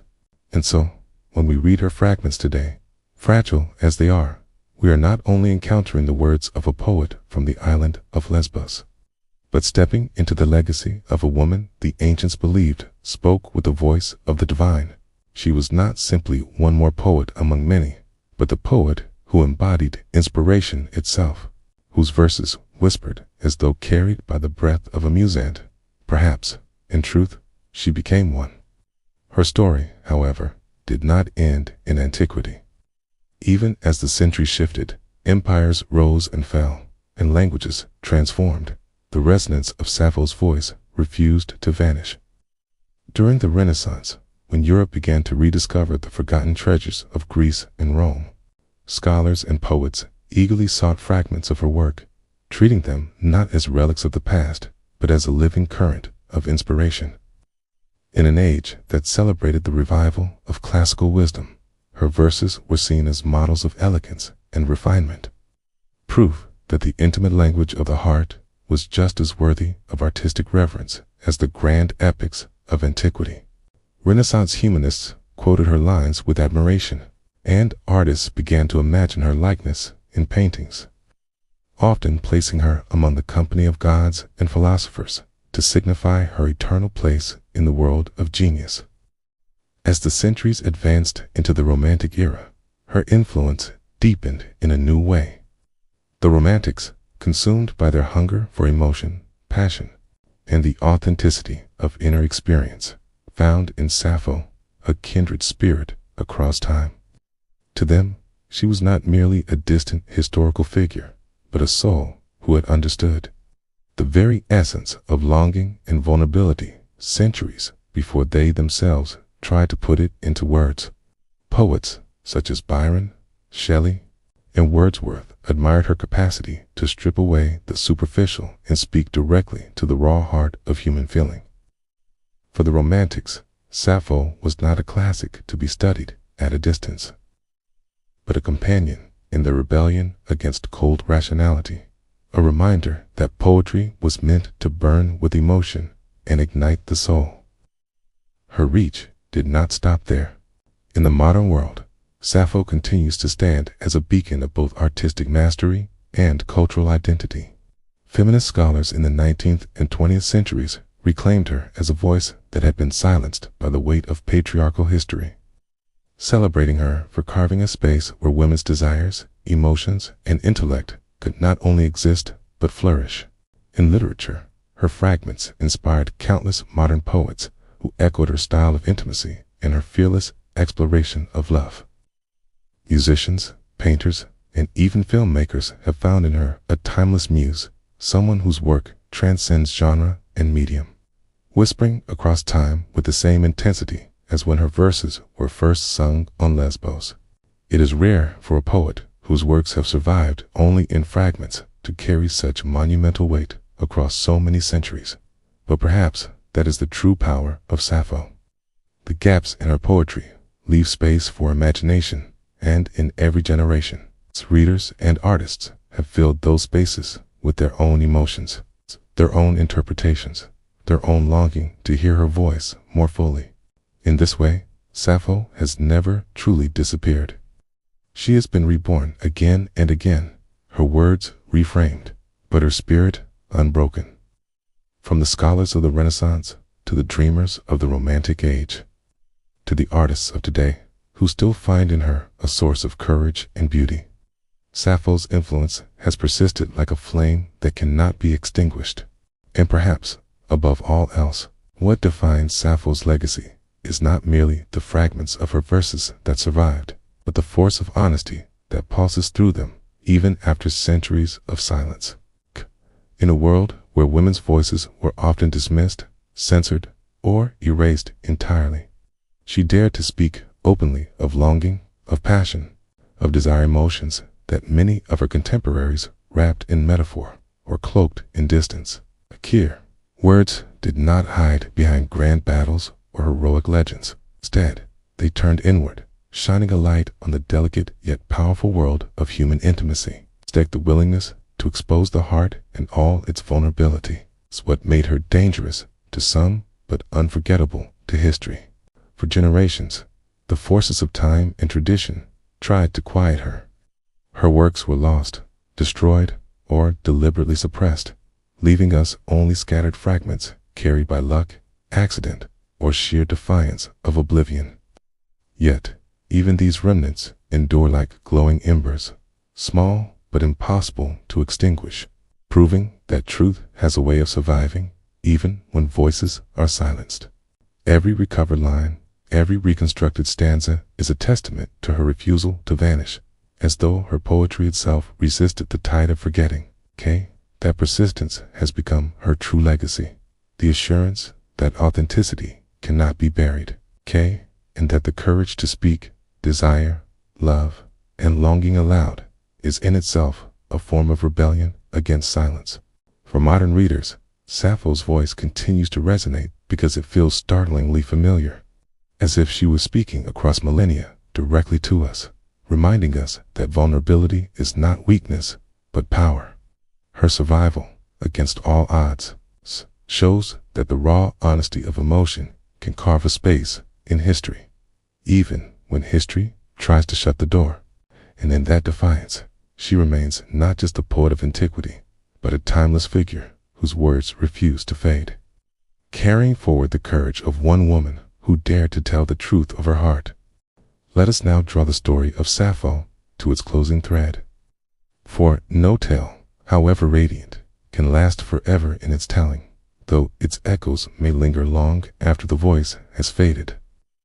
Sappho of Lesbos, whose words trickled through time in fragments as fragile as the papyrus that once carried them, remains a figure at once elusive and deeply intimate. What endures of her work is not a complete tapestry, but scattered threads. Somehow, those scattered threads weave themselves into something more powerful than a finished whole. Her legacy is not defined by abundance, but by survival, by the persistence of a voice that refused to be erased, even when the odds of survival seemed impossibly slim. As we look back at her, we are not simply looking at a poet from antiquity, but at a presence that defied silence. In her era, the world celebrated voices that sang of empires, conquests, and gods. Sappho, however, turned her gaze inward, daring to write not of triumph in battle or glory in war, but of the trembling heart, the secret yearning, Akata, the jealous glance, the fire of desire. She spoke of human longing with an honesty that was almost dangerous, for it stripped away the armor of grandeur and revealed what so many tried to hide. This is why, even though only fragments remain, her words burn more brightly than many volumes left intact. Her survival itself feels almost miraculous. Libraries burned, scrolls crumbled, censors silenced it. Sappho's voice slipped through the cracks of time. A few lines preserved by chance, in a quote, a scrap of papyrus discovered in the sands of Egypt, or a verse remembered by scholars who could not bear to let her vanish completely. These fragile remnants remind us that history is not always shaped by power or conquest. Sometimes it is shaped by the refusal of art to disappear. Even when the world sought to bury her, Sappho's voice found a way to remain, whispering from the ruins of time. And what does her voice tell us today? It tells us that vulnerability is not weakness, but courage. That to confess love, longing, or jealousy is to reveal the soul in its most unguarded form, and that there is great strength in such revelation. Sappho did not disguise her emotions in myth or distance. She wrote them as they were felt in the trembling of the heart, in the ache of absence, in the intoxication of desire. That rawness, that clarity, is what makes her feel so modern, so startlingly close to us. Despite the centuries that divide our worlds, she also shows us something profound about endurance. For though history sought to silence her, her words survived not as monuments of stone or empire, but as fragile whispers, each fragment a defiance of oblivion. And in those fragments we hear a lesson, that truth, once spoken, cannot be wholly destroyed. It may fade, it may fracture, but it finds a way to remain, waiting to be heard again by those willing to listen. Sappho's place in the human story, then, is not only as a poet, but as a symbol of resistance against silence. She reminds us that every voice matters, even when the world tries to ignore it. She teaches us that beauty can be born in fragility, that a single line of poetry can outlast the empires of kings. And she whispers to us still, across the centuries, that to feel deeply is not something to be hidden or shamed, but something to be embraced, celebrated, and remembered. As we step away from our story tonight, let us carry that lesson with us. Let us remember that even in a world that often seeks to quiet the softer voices, there is power in speaking honestly and daring to reveal the truth of one's heart. For in doing so, we join a lineage that stretches back to Sappho herself, a lineage of those who chose not silence, but expression. And so, with her memory fresh in our minds, may we allow ourselves the gentleness of reflection and the comfort of rest.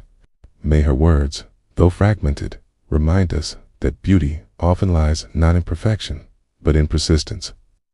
And as her voice drifts into the quiet of the night, let it guide us gently into our own stillness. Good night, dear listener. May your dreams be soft, your rest be deep, and your heart wake tomorrow carrying the timeless reminder that truth endures, even when whispered.